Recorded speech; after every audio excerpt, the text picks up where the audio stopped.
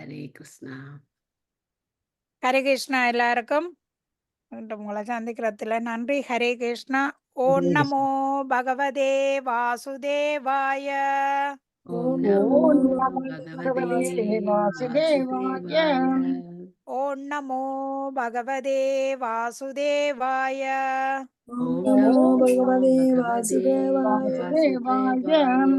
ஓம் நமோ பகவதே வாசுதேவாய.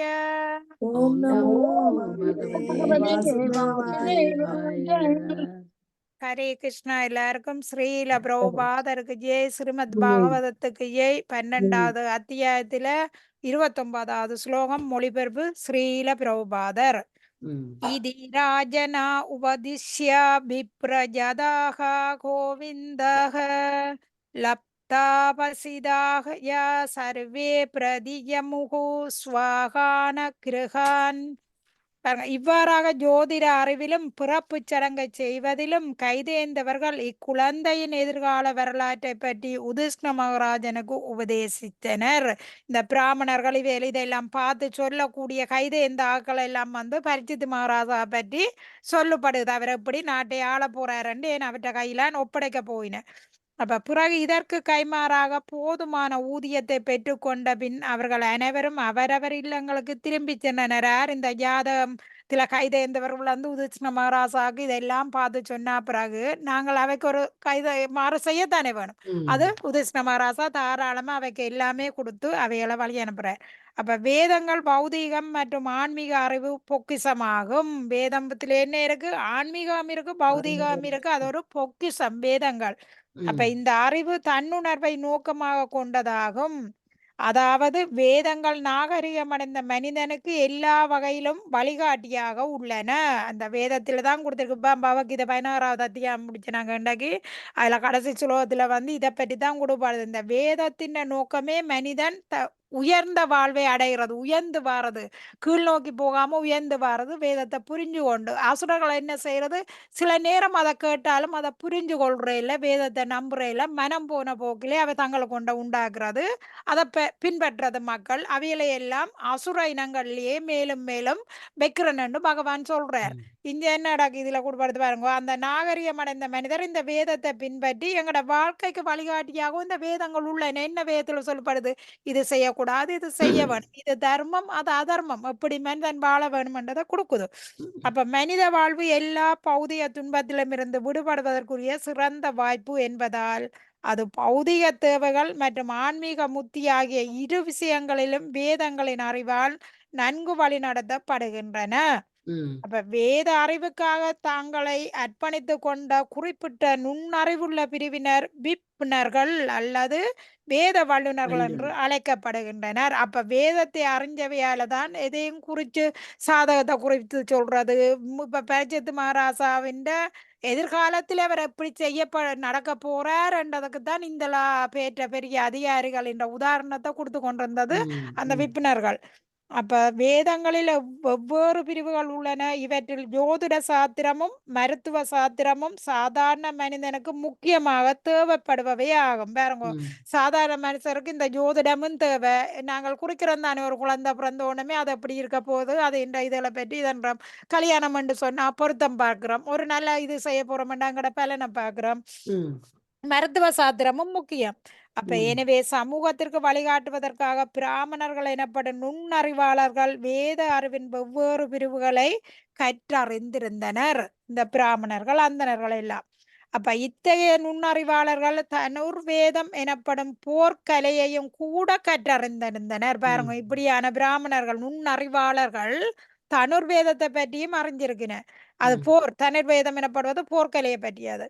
மேலும் விப்புணர்களான துரோணாச்சாரியார் மற்றும் கிருபாச்சாரியாரை போன்றவர்களும் கூட இத்தகைய யுத்த கல்வியின் ஆசிரியராகத்தான் இருந்தனர்.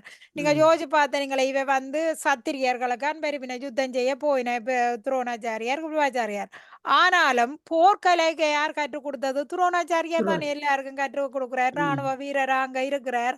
அப்ப ம் அதால சில நேரம் கேள்வி கேட்கலாம். அவர் எப்படி பிராமணர் இருப்பார்? சத்திரிய கொள்கையின்படி நடத்துறார். அவர் எப்படி இல்ல சத்திரியராக இருக்கிறார்.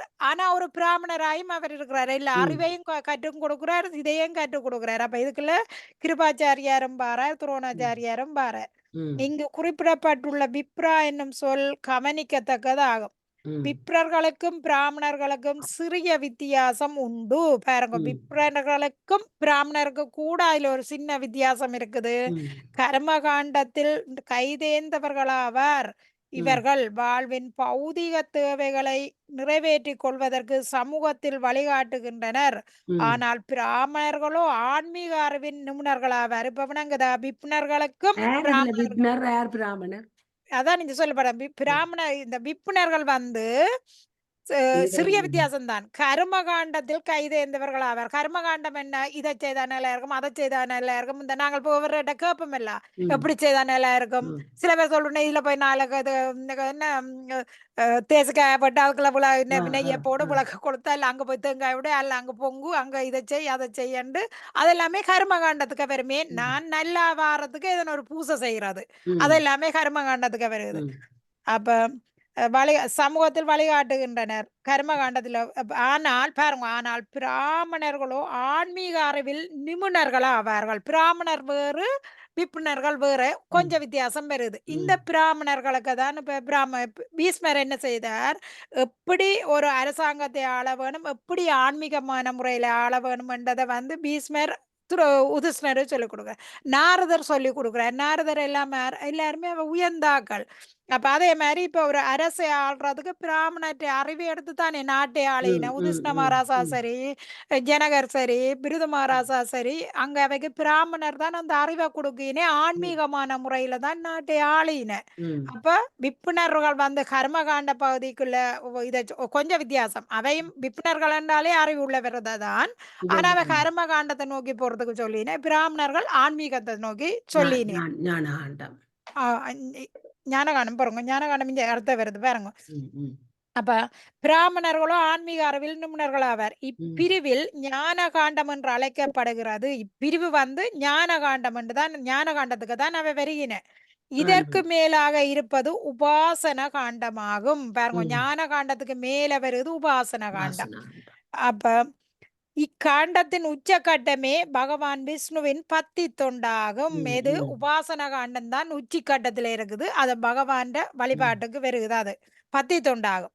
ம் மேலும் பூரண தத்துவத்தை அடையும் பிராமணர்கள் வைஷ்ணவர்கள் என்று அழைக்கப்படுகின்றனர். ம் வெவ்வேறு குணங்களில் உள்ள வழிபாடுகளில் விஷ்ணு வழிபாடு உயர்ந்ததாகும். வெவ்வேறு ம் வழிபாடுகள் மூலம் விஷ்ணுவை வழிபாடின வெவ்வேறு ம் வழிபாடுகள் ம் இருக்குது. ம் அதுல விஷ்ணு வழிபாடு உயர்ந்ததாகும். முன்னேற்றமடைந்த பிராமணர்கள் பகவானின் உன்னத அன்பு தொண்டில் ஈடுபட்டுள்ள வைஷ்ணவர்கள் ஆவார். ம் இந்த ம் பிராமணர்களுக்கு நீ அந்த பிராமணர்கள்ல உன்னத அறிவில இருக்கிறவ பிராமணர்ல இருந்து என்ன உயர்ந்தடின அவ ம் வந்து வைஷ்ணவ இதுக்குள்ள வரையின. ம் அப்ப இவ்வாறாக பத்தி தொண்டு விஞ்ஞானமாகிய ஸ்ரீமத் பாகவதம் வைஷ்ணவர்களுக்கு மிகவும் பிரியதானதாகும். அந்த ம் ம் பிராமணன்ல இருந்து உயர்ந்தவர்கள் வந்து அவைக்கு பாகவதம் உயர்ந்ததாக இருக்குது. ஞான காண்டத்துக்கு வாரது விப்புணர்களும் பிராமணர்களும் ஞான காண்டத்துக்கு வரையினா ம் உபாசன காண்டத்துக்கு வருது பகவான் விஷ்ணுவின் பத்தி தொண்டு. ம் இதுல வந்து இந்த பாகவதம் வந்து இந்த வைஷ்ணவர்களுக்கு உரியதா பிரியமானதாகும். ம் மேலும் ஸ்ரீமத் பாகவதத்தின் ஆரம்பத்தில் விளக்கப்பட்டதை போல் இது வேத ஞானத்தின் பழுத்த பழம். ம் அப்ப 3 காண்டங்களுக்கும், அதாவது கர்மம், ஞானம் மற்றும் உபாசன வாஸ் காண்டம் ம் மேற்பட்ட உயர்ந்த பாடம் பொருளை கொண்டதாகும். எது? இந்த ம் பாகவதம் ஆ வந்து ஒரு பழுத்த பழம். அது வந்து ம் கர்மகாண்டம், ஞான காண்டம், உபாசன காண்டம், ம் இதுகளின் பாட பொருளை கொண்டதா இருக்கிறது ம் பாகவதம். துரோணாச்சாரியாரும் கிருபாச்சாரியாரும் லிப்டர்கள் கர்மகாண்டத்துக்கு வரையினம் 2 போமோ? பேரும் ம் ம் ம் ஓகே. பாருங்க, கர்மகாண்ட நிபுணர்கள் இவைகள் வந்து பாருங்க நுண்ணறிவு தனுர்வேதம் என்னும் போர்க்கலையை கூட கற்றறிந்தனர். மேலும் விப்புணர்களான துரோணாச்சாரியார் மற்றும் கிருபாச்சாரியார் போன்றவர்கள் கூட இத்தகைய யுத்த கல்வியின் ஆசிரியர்களாக இருந்தனர். அவை ம் வந்து யுத்த கலைக்கு ஆசிரியர்களாக வரையின. ம் அடுத்தது கர்மகாண்ட நிபுணர்களுக்கு இடையில் விப்புணர்கள் எனப்படும் ஜாதக நிபுணர்களும் ஒரு பிரிவினர். இப்ப பாருங்க, இந்த விப்புணர்கள் தான் ஜாதகத்தை பார்த்து சொல்லின. பிராமணர் வந்து ஜாதகம் பார்த்து சொல்ற, விப்புணர்கள் வந்து ஜாதகம் பார்த்து சொல்றது. இவர்களால் ஒரு குழந்தையின் பிறந்த நேரம், நட்சத்திரம் போன்றவர்களை கொண்ட அக்குழந்தையின் எதிர்கால சரித்திரம் முழுவதையும் கூறிவிட முடியும். அப்ப அவதான் இப்ப வந்து யாருக்கு பார்த்தது? பரிச்சித்து மகாராஜாண்ட சாதகத்தை பாக்கின விப்புணர்கள். நுண்ணறிவு கூடினவதான் இவையெல்லாம். அப்ப ஒரு கொஞ்சத்தான் வித்தியாசம் வருது பிராமணர்களுக்கும் அவைக்கும் ஒரு கொஞ்சம் பரிச்சித்து மகாராஜாவும் விப்ரர்கள் இதுக்குள்ளதான் பாடுறார். பரிச்சித்து மகாராஜா வரையில பரிச்சித்து மகாராஜா சாதகத்தை பார்த்து சொல்றவே விப்புணர்கள். அப்ப ஒரு குழந்தையின் பிறந்த நேரம், நட்சத்திரம் போன்றவைகளை கொண்ட அக்குழந்தையின் எதிர்கால சரித்திரம் முழுவதையும் கூறிவிட முடியும். இத்தகைய கைதேந்த ஜாதக விப்புணர்கள் பரிச்சித்து மகாராஜாவின் பிறந்த காலத்தில் இருந்தனர். இந்த விப்புணர்கள் எந்த காலத்துல இருந்தா? பரிச்சித்து மகாராஜாண்ட காலத்துல இருக்கின. இவரது பாட்டனரான உதிஷ்ண மகாராஜனும் அந்த விப்புணர்களுக்கு போதுமான அளவு தங்கம், நிலம், கிராமங்கள், தானியங்கள் மற்றும் வாழ்வுக்கு அத்தியாவசியமான தேவைகள் ஆகியவற்றை அளித்தனர். இவ இந்த விப்புணர்கள் தான் சாதகம். ஏன் அவ வந்து சாதகம் பார்த்து சொல்லினே, அப்ப அவைக்கு கொடுக்கத்தானே வேணும் எல்லாமே. இவற்றுள் பசுக்களும் அடங்கும். அந்த தானம் கொடுக்க பசு முக்கியம். அந்த பசுவும் அடங்குது. உதிஷ்ண மகாராஜா விப்புணர்களுக்கு கொடுத்திருக்கு. அப்ப சமூக அமைப்பில் இத்தகைய விப்புணர்களும் தேவை உள்ளது. இத்தகைய விப்புணர்களுக்கு அரசாங்கம் போதுமான வசதிகளை அளித்தால் இவர்கள் பொதுமக்களுக்கு இலவசமான சேவைகளை செய்தனர். அப்ப வந்து அவ வந்து போல காசு நீ தந்தா தான் நான் ஜாதகம் பார்த்து சொல்லுவேன், உனக்கு அதை சொல்லுவேன். யாருமே பிராமணர்களும் சரி விப்புணர்களும் சரி அந்த காலத்துல வரையிலேன் அவைக்கு அவைன்ற வேலை இது இலவசமா இவை இந்த சேவையை செய்யணும். அவைய பராமரிக்க வேண்டியது யாருடைய கடமை? சத்திரியர்கள் வைஷ்ணவர்கிட்ட கடமை. அவைய பராமரிக்க வேணும். இப்ப நீங்கள் அங்க ஜாதகம் பார்க்க போங்க, இவ்வளவு வச்சாத்தான் நான் இது பார்த்து சொல்லுவேன். சில நேரம் காசுக்காக இல்லாதேன்னு சொல்ல வேண்டிய கட்டம் இப்ப இருக்குது. சாதகம் பார்த்து இருக்கிறது 2 சொல்லி இல்லாத 4 சொன்னா தானே இவன் சொல்றதெல்லாம் உண்மையாண்டு 4 பேருக்கு சொல்ல. இப்ப இந்த 4 பேர் போக அப்போமெண்ட் எடுத்து இவ்வளவு காசு வச்சு எல்லாம் போற கட்டம் இப்ப இருக்குது. அல்லது நடக்க போதுன்னா நீங்கள் என்ன மஞ்ச கூட கொடுப்பீர்கள்? கொடுப்போம். இப்ப இப்படித்தான் எங்களுக்கு ஒரு தெரிஞ்ச ஆளுக்கு வந்து அது 2-3 வருஷத்துக்கு முன்னாடி நடந்த கதை. ஒரு சாத்திரக்காரன் வந்து பார்த்துட்டு, நீ எனித்தான் மகாராணி மாதிரி இருப்ப, நீ நினைச்சதெல்லாம் நடக்க போன. ஓகே, அவள் லோனுகளை எடுத்து கடை உண்ட வந்தாள். அவள் தெருவில் நிக்கிற அளவுக்கு வந்துட்டாள். அப்ப பாருங்க, இவன் நல்லதா சொல்றான்னு இன்னும் கூட 5 ரூபாய் காசு 10 ரூபாய் தூக்கி கொடுத்து இப்ப என்ன 4 பேருக்கு இவர் இப்படி சொல்லி போட்டு போறாரு. அந்த விசரனை நம்பி இவ கடை துறந்து கடைசியில தெருவில் நிக்கிற அளவுக்கு வந்துட்டுது. அப்ப இவர்கள் பொதுமக்களுக்கு இலவசமான சேவைகளை செய்தனர். இவ்வாறாக இந்த அறிவு எல்லோருக்கும் கிடைக்கக்கூடியதாக இருந்தது. விப்புணர்கள் அதுவும் இவைகள் எப்ப இருந்தவ? பரிச்சித்து மகாராஜாண்ட காலத்துல இருந்தன. அதாலதான் அவருக்கு இதை பார்த்து அவ சொன்னது. ஓகே, 30வது படம் அம்மா. சாயேச லோகே விக்யாதா பரிச்சித் இதிஜத் பிரபுக பூர்வதிருஷ்டம் அனுத்யாயான் பரிசேத நரசி இகஹ. அன்பான கிருஷ்ணபக்தி அன்பு உறவுகளுக்கு நன்றி. கரே கிருஷ்ணா. ஹரே கிருஷ்ணா. ஹரே கிருஷ்ணா. பதம் 30 மொழிபெயர்ப்பு. எனவே பிறப்பதற்கு முன் அவர் கண்ட அந்த நபரை தேடும் முயற்சியில் அவர் எல்லா மனிதர்களையும் சோதித்து பார்க்க வருவார் என்பதால் உலகில் அவர் அதாவது பரீட்சித்து பார்ப்பவர் என்று புகழப்படுவார். இவ்வாறாக அவர் இடைவிடாமல் பகவானை மனதில் சிந்தித்துக் கொண்டிருப்பார். பொருளுரை. வாக்கியசாலியான பரீட்சித்து மகாராஜன் தாயின் கற்பப்பைக்குள் இருக்கும் பொழுது பகவானின் சிந்தனையை பெற்றார். இதனால் அவர் எப்பொழுதும் பகவானின் சிந்தனையிலேயே ஆழ்ந்திருந்தார். பகவான் உள்ள உன்னதமான உருவம் ஒரு முறை மனதில் பதிந்து விடுமானால் எந்த சூழ்நிலையிலும் அவரை ஒருவரால் மறக்க முடியாது. குழந்தை பரீட்சித்து தாயின் கற்பப்பையில் இருந்து வெளிவந்த பிறகு கற்பப்பைக்குள் தான் முதலில் கண்ட அந்த நபராக இருக்கக்கூடுமோ என்ற எண்ணமும் அனைவரையும் பரீட்சித்து பார்க்கும் பழக்கம் அவருக்கு ஏற்பட்டது. ஆனால் பகவானுக்கு சமமான கவர்ச்சி உடையவராகவோ அல்லது அவரை விட அதிக கவர்ச்சி உள்ளவராகவோ யாராலும் இருக்க முடியாது என்பதால் அவர் ஒருவரை இத்தகைய பரிசோதனையால் அவர் ஒருவரையும் தாம் கண்ட பகவானாக கரேகிருஷ்ணன் ஒருவரையும் தாம் கண்ட பகவானாக ஏற்றுக்கொள்ளவில்லை. ஆனால் இத்தகைய பரிசோதனையால் அவர் எப்பொழுதும் பகவானின் சிந்தனையில் ஆழ்ந்து இடையறாத பக்தி தொண்டில் ஈடுபட்டவரானார். இது சம்பந்தமாக திரு ஜீவகோசாமி பின்வருமாறு கூறுகின்றார். ஒவ்வொரு குழந்தையும் ஒவ்வொரு குழந்தைக்கும் பிள்ளை பிராயத்திலிருந்தே பகவானை பற்றிய எண்ணம் மனதில் பதிக்கப்படுமானால் அக்குழந்தை பரீட்சித்து மகாராஜனை போல் சிறந்த பக்தராக உருவாவது நிச்சயம். பரீட்சித்து மகாராஜனை போல் தாயின் கற்பப்பைக்குள்ளேயே பகவானை காணும் அளவுக்கு அஷ்டம் உள்ளவராக ஒருவர் இல்லாதிருக்க கூடும். ஆனால் அவ்வளவு அஷ்டசாலியாக ஒருவர் இல்லை என்றாலும் பெற்றோர் விரும்பினால் அவர்களது குழந்தையை அத்தகைய அஷ்டசாலியாக மாற்றிவிட முடியும். இது சம்பந்தமாக என்னுடைய சொந்த வாழ்விலேயே எனக்கு இந்த அனுபவம் ஏற்பட்டுள்ளது. என் தந்தை பகவானின் ஒரு தூய பக்தராக இருந்தார். நான் 4 அல்லது 5 வயது நிரம்பியவனாக இருக்கும் பொழுது என் தந்தை எனக்கு ஒரு ஜோடி ராதாகிருஷ்ண உருவங்களை கொடுத்தார். நானும் என் சகோதரியும் விளையாட்டாக இவ்விக்கிரகங்களை வழிபட்டு வருவது வழக்கம். அருகிலுள்ள ஒரு ராதா கோவிந்தர் ஆலயத்தில் நடக்கும் வழிபாட்டு முறையை நானும் தெரிந்த அளவுக்கு பின்பற்றி வந்தேன். இதன் மூலமாக பகவானிடம் எனக்கு இயற்கையான ஒரு பற்று ஏற்பட்டது.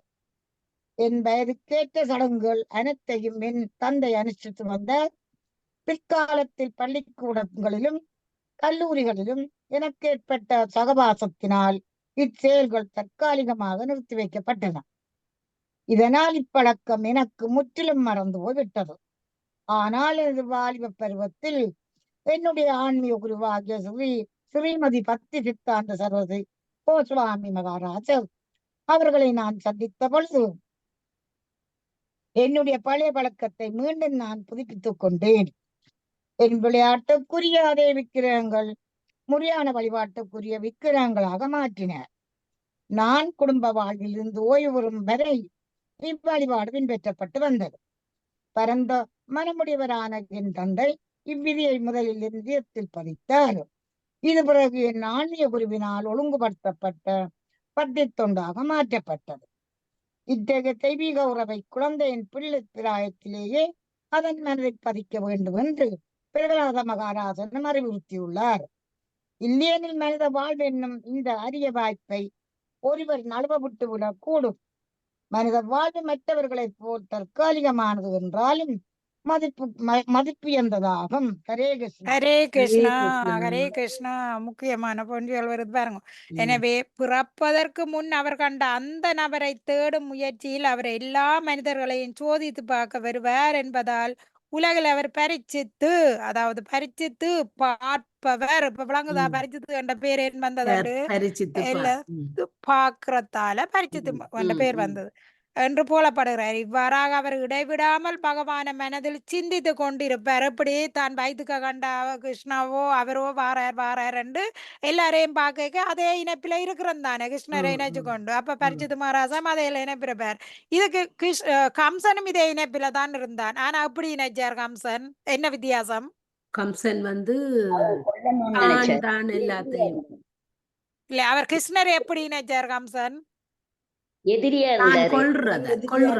எதிரியா இருந்தாரு. 8வது குழந்தை தானே கொல்ல போகுது. அப்ப கிருஷ்ணர் தானே கொல்ல போறாரு. அப்ப கிருஷ்ணர் எப்பவுமே கொல்லுவார் அந்த மூலம் கிருஷ்ணரை பார்த்தாரு. அந்த தூக்கத்துல இருந்த என்ன, கதிரையில இருந்த என்ன, சாப்பிட்டா என்ன, எல்லாமே கிருஷ்ணரா தான் தெரியும். மேல என்ன கொல்ல போறாரு.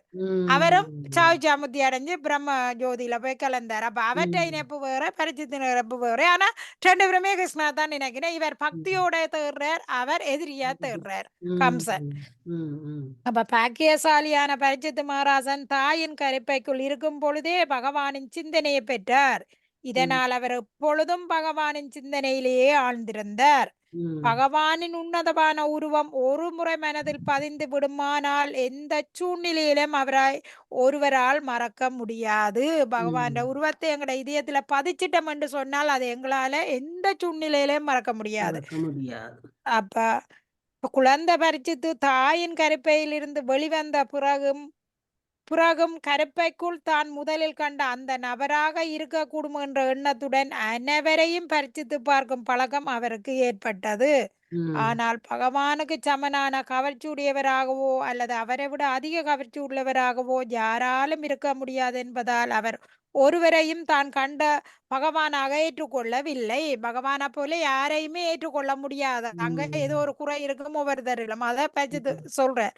அப்ப ஆனால் இத்தகைய பரிசோதனையால் அவர் எப்பொழுதும் பகவானின் சிந்தனையில் ஆழ்ந்து இடையறாத பக்தி தொண்டில் ஈடுபடலானார். அவர் ஒரு முறைதான் பகவானை கண்டார். அவர் பிறகு மற்றவையை பரிச்சித்து பார்க்கிறார். ஆனா அவற்றை இணைப்பு எப்படி இருக்குது? பகவானை இணைப்பிலேயே அவர் பழக்கப்படுத்தி கொண்டார். பகவானை இணைக்கிறதன் மூலம். இது சம்பந்தமாக ஸ்ரீல ஜீவ கோஸ்வாமி பின்வருமாறு கூறுகிறார். ஒவ்வொரு குழந்தைக்கும் பிள்ளை பிராயத்திலிருந்தே பகவானை பற்றிய எண்ணம் மனதில் பதிக்கப்படுமானால் அக்குழந்தை பரிச்சித்து மகராசனை போல் சிறந்த பக்தராக உருவாவது நிச்சயம். எப்படி எப்படி எங்களை உருவாக்க முடியும்? ஒவ்வொருவரும் பரிச்சித்து மகாராஜா மாதிரி குழந்தை வயத்துல இருக்கே பகவான் நாமங்கள், பகவான் கதைகள், சிந்தனையோட பகவான் உருவத்தை பார்த்து பிரசாதங்கள் படைச்சு பாகவதம் படைக்கணும் பண்ணி தான் முக்கியம் சொல்ற. பகவான் குழந்தை வயத்துல இருக்கேங்க நாங்க படிக்கிற எல்லாம் அது கிரகிச்சு கொண்டே இருக்கும். பிரகலாதனுக்கு அப்படி பார்த்து கிடைச்சது வயத்துல இருக்கே தானே கிடைச்சது. நாரதர் மூலம் கிடைச்சது. பரிச்சித்து மகாராசனை போல் தாயின் கருப்பைக்குள்ளேயே பகவானை காணும் அளவிற்கு அதிர்ஷ்டம் உள்ளவராக ஒருவர் இல்லாதிருக்க கூடும். ஆனால் அவ்வளவு அதிர்ஷ்டசாலியாக ஒருவர் இல்லை என்றாலும் பெற்றோர் விரும்பினால் அவர்களது குழந்தையை அத்தகைய அதிர்ஷ்டசாலியாக மாற்றிவிட முடியும். பாருங்க, எங்களால வயதுக்கு பார்க்க முடியலையேண்டா கூட ஒவ்வொரு பெற்றோரும் விரும்பினா அந்த பிள்ளைகளை பரிச்சித்து மகாராசனை போல ஆக்க முடியும். கிருஷ்ணா பக்தர்கள் ஆக்க முடியும். அது பெற்ற கையில தான் இருக்கு. இது சம்பந்தமாக என்னுடைய சொந்த வாழ்விலேயே எனக்கு இந்த அனுபவம் ஏற்பட்டுள்ளது. இப்ப யார் இந்த சொந்த வாழ்வை சொல்றார்? ஸ்ரீல ஜீவ கோஸ்வாமி. இப்ப இந்த பந்திக்கு யார் வருது? ஸ்ரீல ஜீவ கோஸ்வாமி பின்வருமாறு கூறுறார். பரிச்சித்து மகாராஜனை போல ஒரு குழந்தைய உருவாக்க முடியுமென்னு அங்க சொல்லப்படுது. வயது கயிறு கேட்க கும்பிடாட்டிக்கும் பெற்றோர்களால் அது செய்யப்படும். ஆனால் இப்ப தன் சொந்த அனுபவத்தை யார் சொல்றாரு? யார் கண்டுபிடிக்கிறீங்க? சொந்த அனுபவத்தை யார் சொல்றீங்க? புது வருஷத்துக்கு ஒரு சாரி எல்லாருக்கும். கவனிக்கல, வேற அலுவலா இருந்துட்டு. அதுதான் கூடாது. பாகவதத்தை கவனிச்சு உங்களோட அலுவலா தான் இருந்தேன். உங்களோட பாருங்க, இது வந்து பிரபுபாதா தன் சொந்த அனுபவத்தை சொல்றேன். பிரபுபாதா சொல்றேன். நான் அதை கவனிச்சேன்னா நான் இந்த ஒரு டெக்ஸ்ட் ஒன்று மெசேஜ் வந்தது பேங்க்ல நின்று. அப்ப அதுக்கு ஆன்சர் பண்ணி ஓகே, இத கேளுங்க. இது முக்கியமான பிரபுபாதா தன் சொந்த விளக்கத்தை இங்க கொடுக்குறாரு. எப்படி? என் தந்தை பகவானின் ஒரு தூய பக்தராக இருந்தார். பிரபுபாதா என்ற தந்தை. அப்ப நான் 4 அல்லது 5 வயது நிரம்பியனாக இருக்கும் பொழுது என் தந்தை எனக்கு ஒரு ஜோடி ராதாகிருஷ்ண உருவங்களை கொடுத்தார். ஜெகன்மோகன் மிஸ்ரா அப்பா அவர் ஒரு பிராமண வைஷ்ணவ குடும்பத்தை சேர்ந்த பெரியவர். அவர் என்ன செய்யறார்? அவர் வேலைக்கு போவார். இரவு வந்து கிருஷ்ணாவுக்கு பிரசாதம் படிச்சு பூசை தான் படுப்பார். அப்ப இவர் என்ன செய்யறார்? குழந்தையில இருந்து அதை பாக்குறார். அப்ப அவர் பார்த்து ஆசைப்படைக்க அவருக்கு ராதாகிருஷ்ணா வேண்டி கொடுக்குறாரு. இவர் சின்ன வயதிலே ரத யாத்திரை செய்யறார். ஜெகநாதர் பலராம் ஸ்வத்ரா வச்சு பெரிய பூசை செய்து ரத யாத்திரை அவன் வீட்டுல செய்யறார். சின்ன தேர்ல வச்சு எல்லாம் முழுக்கிறார். ஸ்ரீல ஜீவகோஸ்வாமி பின்வருமாறு கூறுகிறார். அதுதான் அது இதுக்கு வருது. பாருங்க, இதான் வித்தியாசம். பாருங்க, அவர் என்ன கூறுறார்? ஒவ்வொரு குழந்தைகளும் பிள்ளை பிராயத்திலிருந்தே பகவானை பற்றிய எண்ணம் மனதில் பதிக்கப்படுமானால் அக்குழந்தை பரிச்சித்து மகாராசனை போல் சிறந்த பக்தராக உருவாவது நிச்சயம். இதைத்தான் அங்க அவர் சொல்றார். இப்ப சொந்த அனுபவத்தை வந்து சொல்றது பிரபுபாதா. இதுக்கு ஸ்ரீல ரூப கோஸ்வாமி சொன்னதுக்குத்தான் சொந்த அனுபவத்தை பிரபுபாதா கொடுக்குறார். அவர் சொன்னதுக்கு ஒரு சொந்த அனுபவம் இருந்தா தானே அது இதா இருக்கு. அப்ப அது இது உண்மையான நீங்க சொல்லாட்டி அது விளங்காது. அதுக்குதான் இதுக்கு விளக்கம் சொல்றேன். அது உண்மையான பிரபுபாதான சொந்த அனுபவம். இப்ப ரூப கோஸ்வாமி சொன்னதுக்கு வந்து இது பொருந்துதா இல்லையா? அது பொருந்துது. ரூப கோஸ்வாமி என்ன சொல்றார்? அதுக்கேற்ற கதை பொருந்துது. அதை இப்ப இவர் கொடுக்குறார் அந்த கட்டத்துல.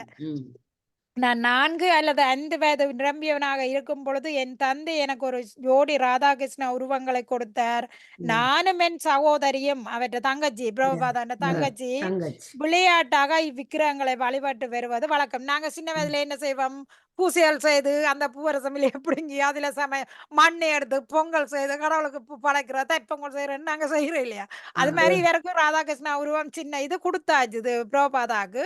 ஆனா அவர் விளையாட்டாகத்தான் தானும் தங்கச்சியுமா சேர்ந்து அவைக்கு பூசைகள் செய்யினேன்.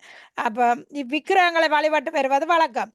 அருகில் உள்ள ஒரு ராதா கோவிந்தர் ஆலயத்தில் நடக்கும் வழிபாட்டு முறையை நானும் தெரிந்த அளவுக்கு பின்பற்றி வந்தேன். இவைக்கு பக்கத்துல வந்து இது இப்போ இருக்கு பிரபாதா அவர் பிறந்த வீட்டுக்கு பக்கத்துல ஒரு ராதாகிருஷ்ணா கோயில் இருக்கு. அங்க போய் அந்த எப்படி பூசைகள் செய்யணும் அத வழிபாடுகளை பின்பற்றி வாராரு இவர்.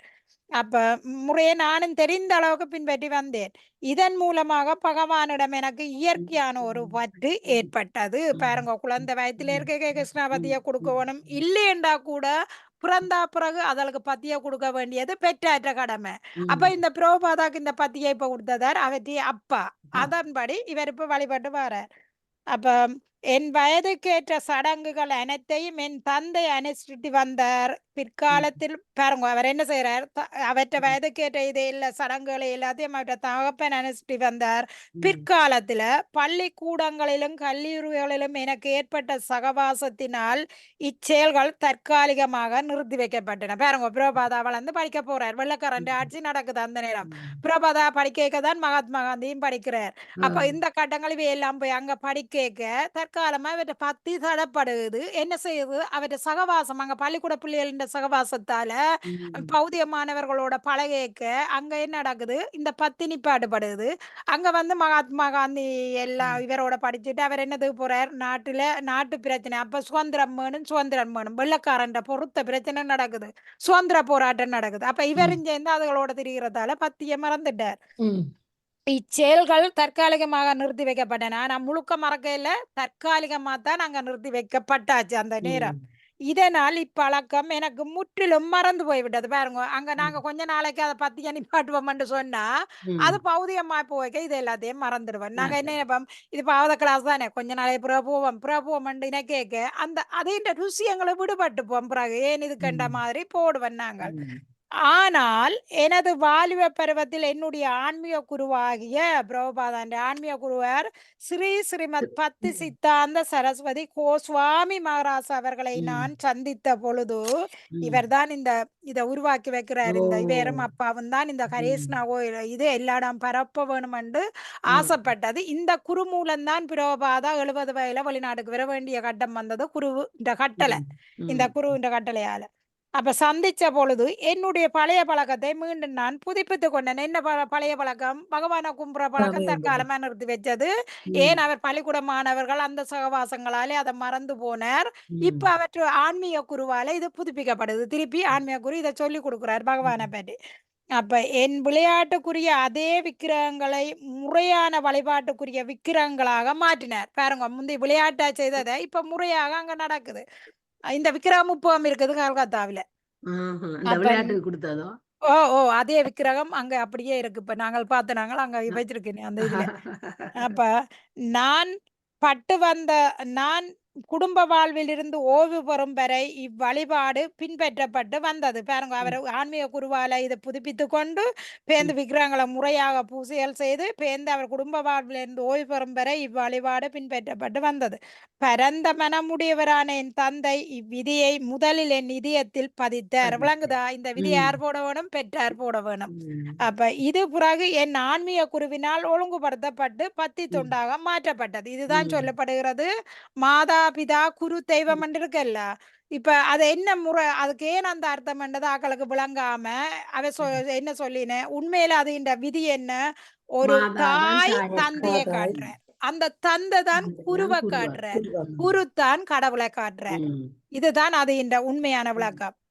இப்ப அப்பா தானே இப்ப இந்த கடவுளை காட்டி முதல் சொல்லி கொடுத்தார். இப்ப இந்த ஆன்மீக குரு கிடைச்சது. ஆன்மீக குரு திருப்பி அந்த நிலைமையை கொண்டு வந்துட்டாரு வேற. அப்ப என் ஆன்மீக குருவினால் ஒழுங்குபடுத்தப்பட்ட பத்தி தொண்டாக மாற்றப்பட்டு இத்தகைய தெய்வீக உறவை குழந்தையின் பிள்ளை பிராயத்திலேயே அதன் மனதில் பதிக்க வேண்டும் என்று பிரகலாத மகாராஜா அறிவுறுத்தியுள்ளார். ஆரம்பத்துல இந்த விதிய பிள்ளையில போட்டுட்டா அது இடையில குழம்பினா கூட அது திரும்பி பேருந்து அது ஞாபகத்துக்கு வந்துடும். பிரகலாத மகாராஜா 5 வயதிலே இதை போதிக்கிறார். அப்ப அறிவுறுத்தியுள்ளார். இல்லையெனில் மனித வாழ்வென்னும் இந்த அரிய வாய்ப்பை ஒருவர் நழுவி விட்டுவிடக் கூடும். பாருங்க, ம். அந்த ஆன்மீக விதைக்க இல்லையோ இந்த ம். மனித வாழ்வு நாங்க நழுவ விட்டுடுவோம். அதுக்கு பிறகு இந்த அரிய வாய்ப்பு எப்ப கிடைக்கும் என்றது எங்களுக்கு தெரியாது. ம். அப்ப மனித வாழ்வு மற்றவர்களைப் போல் தற்காலிகமானது என்றாலும் மதிப்புயர்ந்ததாகும். மனித ம். வாழ்வு தற்காலிகமானது, ஆனா அது மதிப்புயர்ந்தது. தன்னை உணர்ந்து பகவானிட போய் சேர்றதுக்கு உரிய ஒரு சலுகை. இந்த மனித உடம்பு, மானிட உடம்பு கிடைச்சது ஒரு சலுகை. அப்ப அதைத்தான் பாருங்க, இவர் ஸ்ரீல ரூப கோஸ்வாமி இதை சொல்றார். பேருந்து பிரபுபாதா தந்த உண்மை விளக்கத்தை கொண்டு வந்து தன்னுடைய அனுபவத்தை சொல்றார். பிரகலாதரும் அதைத்தான் சொல்றார். பாருங்க, இது பாகவதம் ஒரு சாதாரண விஷயம் இல்லை. அதை இல்ல, இது எழுதுனது கொஞ்சம் ட்ரிக்கி. இது கொஞ்சம் ட்ரிக்கி. எங்களுக்கு அதான் கண்டுபிடிக்கிறது கஷ்டம். அதுதான் கஷ்டம். நீங்க துணிஞ்சு சீலியன்னு சொன்னீங்க. என்னண்டு அதுதான் ஆமாம் ஆமாம் நீங்க துணிஞ்சு ஆமாம் சீலியன்னு சொன்னீங்க. நாங்க சொல்லவே மாட்டோம்ண்டு. ஏன்னா நாங்கள் இதுக்குள்ள பிரபுபாதாவை நிக்க மாட்டோம் இதுக்குள்ள முதல்ல நான் நக்கல தான் இது இதுக்குள்ள பிறகுதான் இல்ல, இல்ல, பிரபுபாதா ட்ரிக்கி. வேற ஈஸியான இடத்துல வந்து நியூ இயருக்கு சாரி அனுப்ப போறேன்னு சொல்லல தானே. இதுக்கெல்லாம் அதான் வந்து அதான் அதுதான் இல்ல சொன்னான் தப்பிக்கொள்ற கண்டுபிடிக்கிறது. விதம் உங்களுக்கு அப்ப பாருங்க எப்படி கொண்டு வந்து அதை கொடுத்திருக்கு. அந்த ரூப கோஸ்வாமியை கொடுத்து பிரபுபாதா தன் அனுபவத்தை அதுதான். கொடுத்து கடைசியில் ஒண்ணு பிரகலாதனும் இதைத்தான் சொல்றாருன்னு சரி. கொடுக்குறேன்னு சொன்னா ம். இதை எழுதுறதுக்கு எவ்வளவு அறிவு, யோசனை, நுண்ணறிவுன்னு சொல்லுங்க பாப்பம். ம். சாதாரண விஷயம் இல்ல. அதான், பாகவத்தை அதான், எழுதுறதும் புரிஞ்சு கொள்றதும். அதான். ஓகே, 31 சத்யகுமாரி மாதாஜி. ச ராஜ ராஜ புத்ரோ பப்ருதே ஆக கஹக்ல இவோடுபவ அபூரியமான பித்ருபி காஸ்டாவில் இவ சோன்வகம். மொழிபெயர்ப்பு. சந்திரன் அதன் வளர்பிறையில் நாள்தோறும் வளர்ச்சி அடைவதைப் போலவே ராஜகுமாரரும், அதாவது பரீட்சித்து, அவரது காவலர்களான பாட்டனர்களின் முழு கண்காணிப்பின் கீழ் மிகவும் விரைவாக செழிப்புடன் வளரத் துவங்கினர். 32 மாசிங்க. யஷமானோ சவமேதேன ஞாதி திரேக ஜிஹாசய ராஜ சப்ததனு தத் யௌ நான் யத்ர ஹர தண்டயோ. மொழிபெயர்ப்பு. இதே சமயத்தில் உறவினர்களுடான சண்டையினால் விளைந்த பாவங்களில் இருந்து விடுபடுவதற்காக ஓர் அஸ்வமேத யாகத்தை செய்வதை பற்றி யுதிஷ்டிர மகாராஜன் யோசித்தார். ஆனால் அபராதங்கள் மற்றும் வரிப்பணம் ஆகியவற்றை தவிர கூடுதலான நிதி இல்லாதிருந்ததால் சிறிது நிதியை திரட்ட வேண்டுமே என்று கவலை அவருக்கு உண்டாயிற்று. பொருளுரை. பிராமணர்களும் லிப்டர்களும்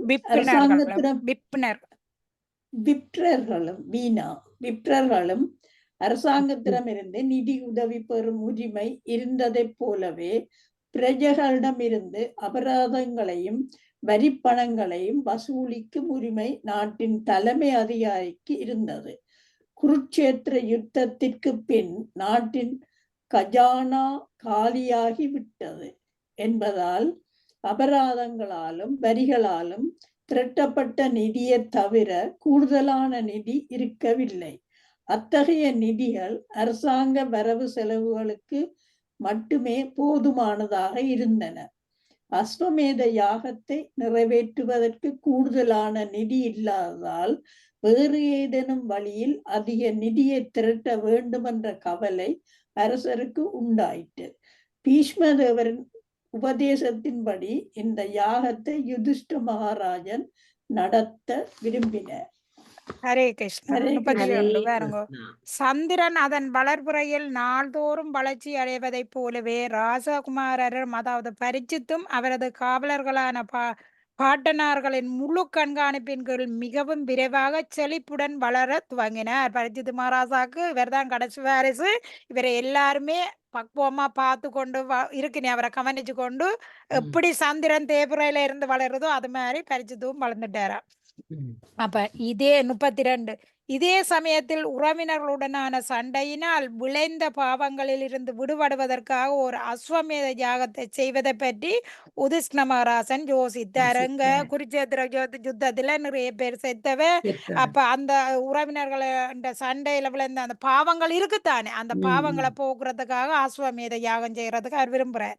அப்ப ஆனால் அபராதங்கள் மற்றும் வரிப்பணம் ஆகியவற்றை தவிர கூடுதலான நிதி இல்லாதிருந்ததால் சிறிது நிதியை திரட்ட வேண்டும் என்ற கவலையும் அவருக்கு உண்டாயிட்டு. அது அஸ்வமேத யாகம் செய்யறது சாதாரண விஷயம் இல்லை, நிறைய சிலவு தேவை, அதுக்கு செல்வங்கள் தேவை. அப்ப பிராமணர்களுக்கும் விப்பினர்களுக்கும் அரசாங்கத்திடமிருந்து நிதியுதவி பெறும் உரிமை இருந்ததை போலவே பிரஜைகளிடமிருந்து அபராதங்களையும் வரிப்பணங்களையும் வசூலிக்கும் உரிமை நாட்டின் தலைமை அதிகாரிக்கு இருந்தது. அப்ப குருச்சேத்திர யுத்தத்திற்கு பின் நாட்டின் கஜானா காலியாகி விட்டது என்பதால், கஜானாவிலண்டா அங்க அரசாங்கத்துல சிலவுக்கு இருந்த பொருள் செல்வங்கள் எல்லாமே காலியா போச்சு, ஒண்ணுமே இல்லை.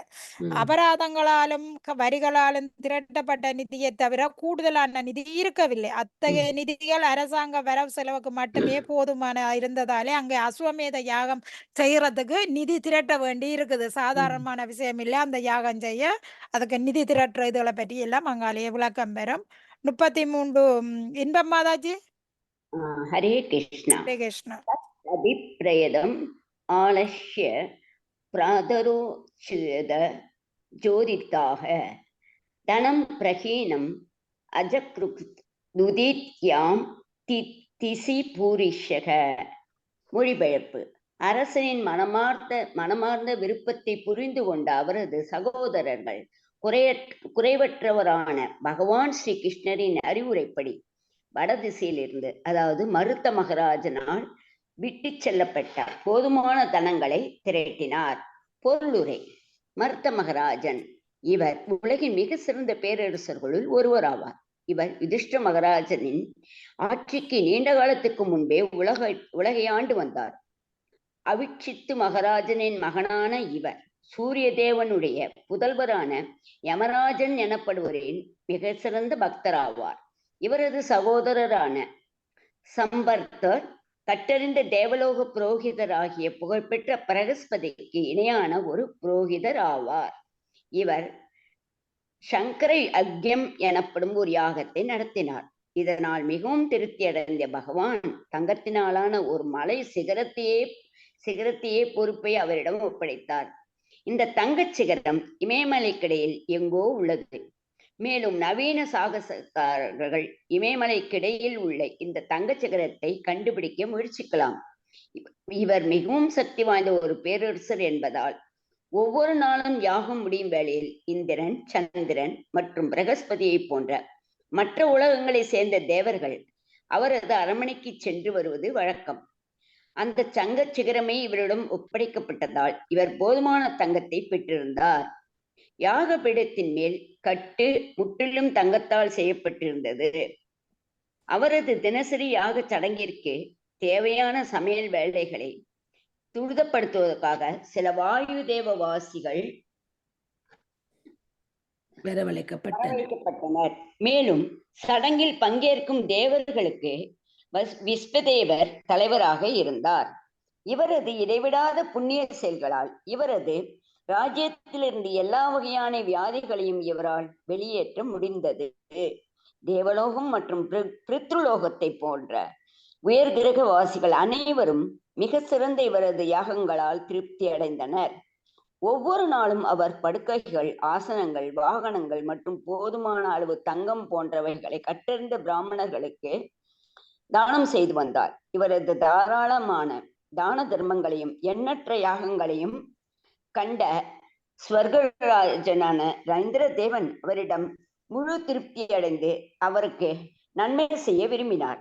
சிறந்த புண்ணிய செயல்களால் வாழ்க்கை முழுவதும் இளமையாக இருந்த இவர் திருப்தி அடைந்த இவரது பிரஜைகள், மந்திரிகள், மனைவி, மகள்கள் மற்றும் சகோதரர்களால் சூழப்பட்டவாறு 1000 ஆண்டுகள் உலகை ஆட்சி புரிந்தார். புண்ணிய செயல்களில் இவருக்கு இருந்த ஆர்வத்தை பகவான் ஸ்ரீ கிருஷ்ணரே புகழ்ந்திருக்கிறார். தமது ஒரே மகளை அங்கிரா மகரிஷிக்கு திருமணம் செய்து வைத்தார். மேலும் அங்கிரனின் நல்லாசீர்வாதங்களால் இவர் சொர்க்கலோகத்துக்கு உயர்த்தப்பட்டார்.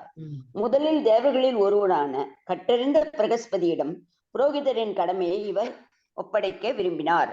ஆனால் இவர் பூலோகத்தைச் சேர்ந்த ஒரு மனிதர் என்பதால் இப்பதவியை பிரகஸ்பதி ஏற்க மறுத்து விட்டார். இதனால் இவர் மன வருத்தம் அடைந்தார். ஆனால் நாரத முனிவரின் அறிவுரைப்படி இவர் சம்பர்த்தரை அப்பதவியில் அமர்த்தி நோக்கத்தில் வெற்றியும் பெற்றார். குறிப்பிட்ட ஒரு யாகத்தின் வெற்றி அந்த யாகத்தை பொறுப்பேற்று நடத்தும் புரோகிதரையே முற்றிலும் சார்ந்ததாக உள்ளது.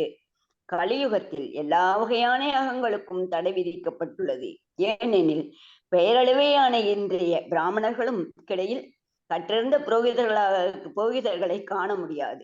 இன்றைய பிராமணர்களுக்குரிய தகுதியை பெறாமலேயே பிராமண புத்திரர்களாக இருக்கலாம் என்ற தப்பான எண்ணத்தை கொண்டுள்ளனர். எனவே இக்கலியுகத்தில் பகவான் ஸ்ரீ சைத்தன்ய மகாபிரபுவால் ஆரம்பித்து வைக்கப்பட்டதான சங்கீர்த்தன யஜ்யம் ஒன்றுதான் சிபாரிசு செய்யப்பட்டுள்ளது. ஹரே கிருஷ்ணா. கிருஷ்ணா, ஹரே ஹரே கிருஷ்ணா. கிருஷ்ணா. அப்ப பாருங்க, அரசரின் மனமார்ந்த விருப்பத்தை புரிந்து கொண்ட அவரது சகோதரர்கள், இந்த அரசர் உதிஷ்ண மகாராஜர்ட்ட விருப்பத்தை புரிந்து கொண்ட அவரது சகோதரர்கள் குறைவற்றவரான பகவான் கிருஷ்ணரின் அறிவுரைப்படி இப்ப அந்த யாகம் செய்ய பணம் வேணும், செல்வம் வேணும். அப்ப யார் அறிவுரை கொடுக்கறதோ பகவானுடைய அந்த அறிவுரையை கேட்டு வட திசையிலிருந்து, அதாவது மருத்த மகாராசனை விட்டு செல்லப்பட்ட போதுமான தானங்களை திரட்டினர். முந்தி எல்லா தான தர்மங்களும் எல்லாத்தையும் பிராமணருக்கு கூட போதுமான அளவை எல்லாமே கொடுக்கறதாம். அப்ப அந்த யாகங்கள்ல கொடுத்தா அந்த தங்கங்களை கூட ஒரு இடத்துல கொண்டு எல்லாருமே போட்டுட்டு போய் அந்த தங்கமே அங்க குவிஞ்சு போயிருந்த அந்த தேவையான தங்கம். அப்ப பகவான் தான் அந்த இடத்தை சொல்றாரு. அந்த இடத்துல இருந்து அந்த தங்கங்களையும் மடக்கின. முந்தைய எண்ணத்துல சாப்பிடுற என்ன எல்லாமே தங்க தட்டுகள் தான், எல்லாமே பாவிச்சது தங்க தட்டு. அப்ப எல்லாமே அதுக்கு ஒரு இப்ப என்ன நடக்கு, பிளாஸ்டிக் பிளேட்டே வெளியில வைக்க முடியாது இந்த காலம். அப்ப எல்லாமே தங்க குவியலா இருந்ததாம் ஒரு இடத்துல. அப்ப மருத மகாராசன், இப்ப அந்த மருத மகாராசன் யாருண்டா அவற்றை வரலாறு இந்த இதுல சொல்லினேன். இவர் உலகின் மிகச்சிறந்த பேரரசருக்குள் ஒருவர் ஆவார். இவர் உதிஷ்ண மகாராசனின் ஆட்சிக்கு நீண்ட காலத்திற்கு முன்பே உலகை ஆண்டு வந்தவர். அவர் ஆற்ற மகன் அவிச்சித்து மகாராசனின் மகனாக இவர் சூரிய தேவனுடைய புதல்வரான ஜெமராசன் எனப்படுவரின் மிகச்சிறந்த பத்தராவார்.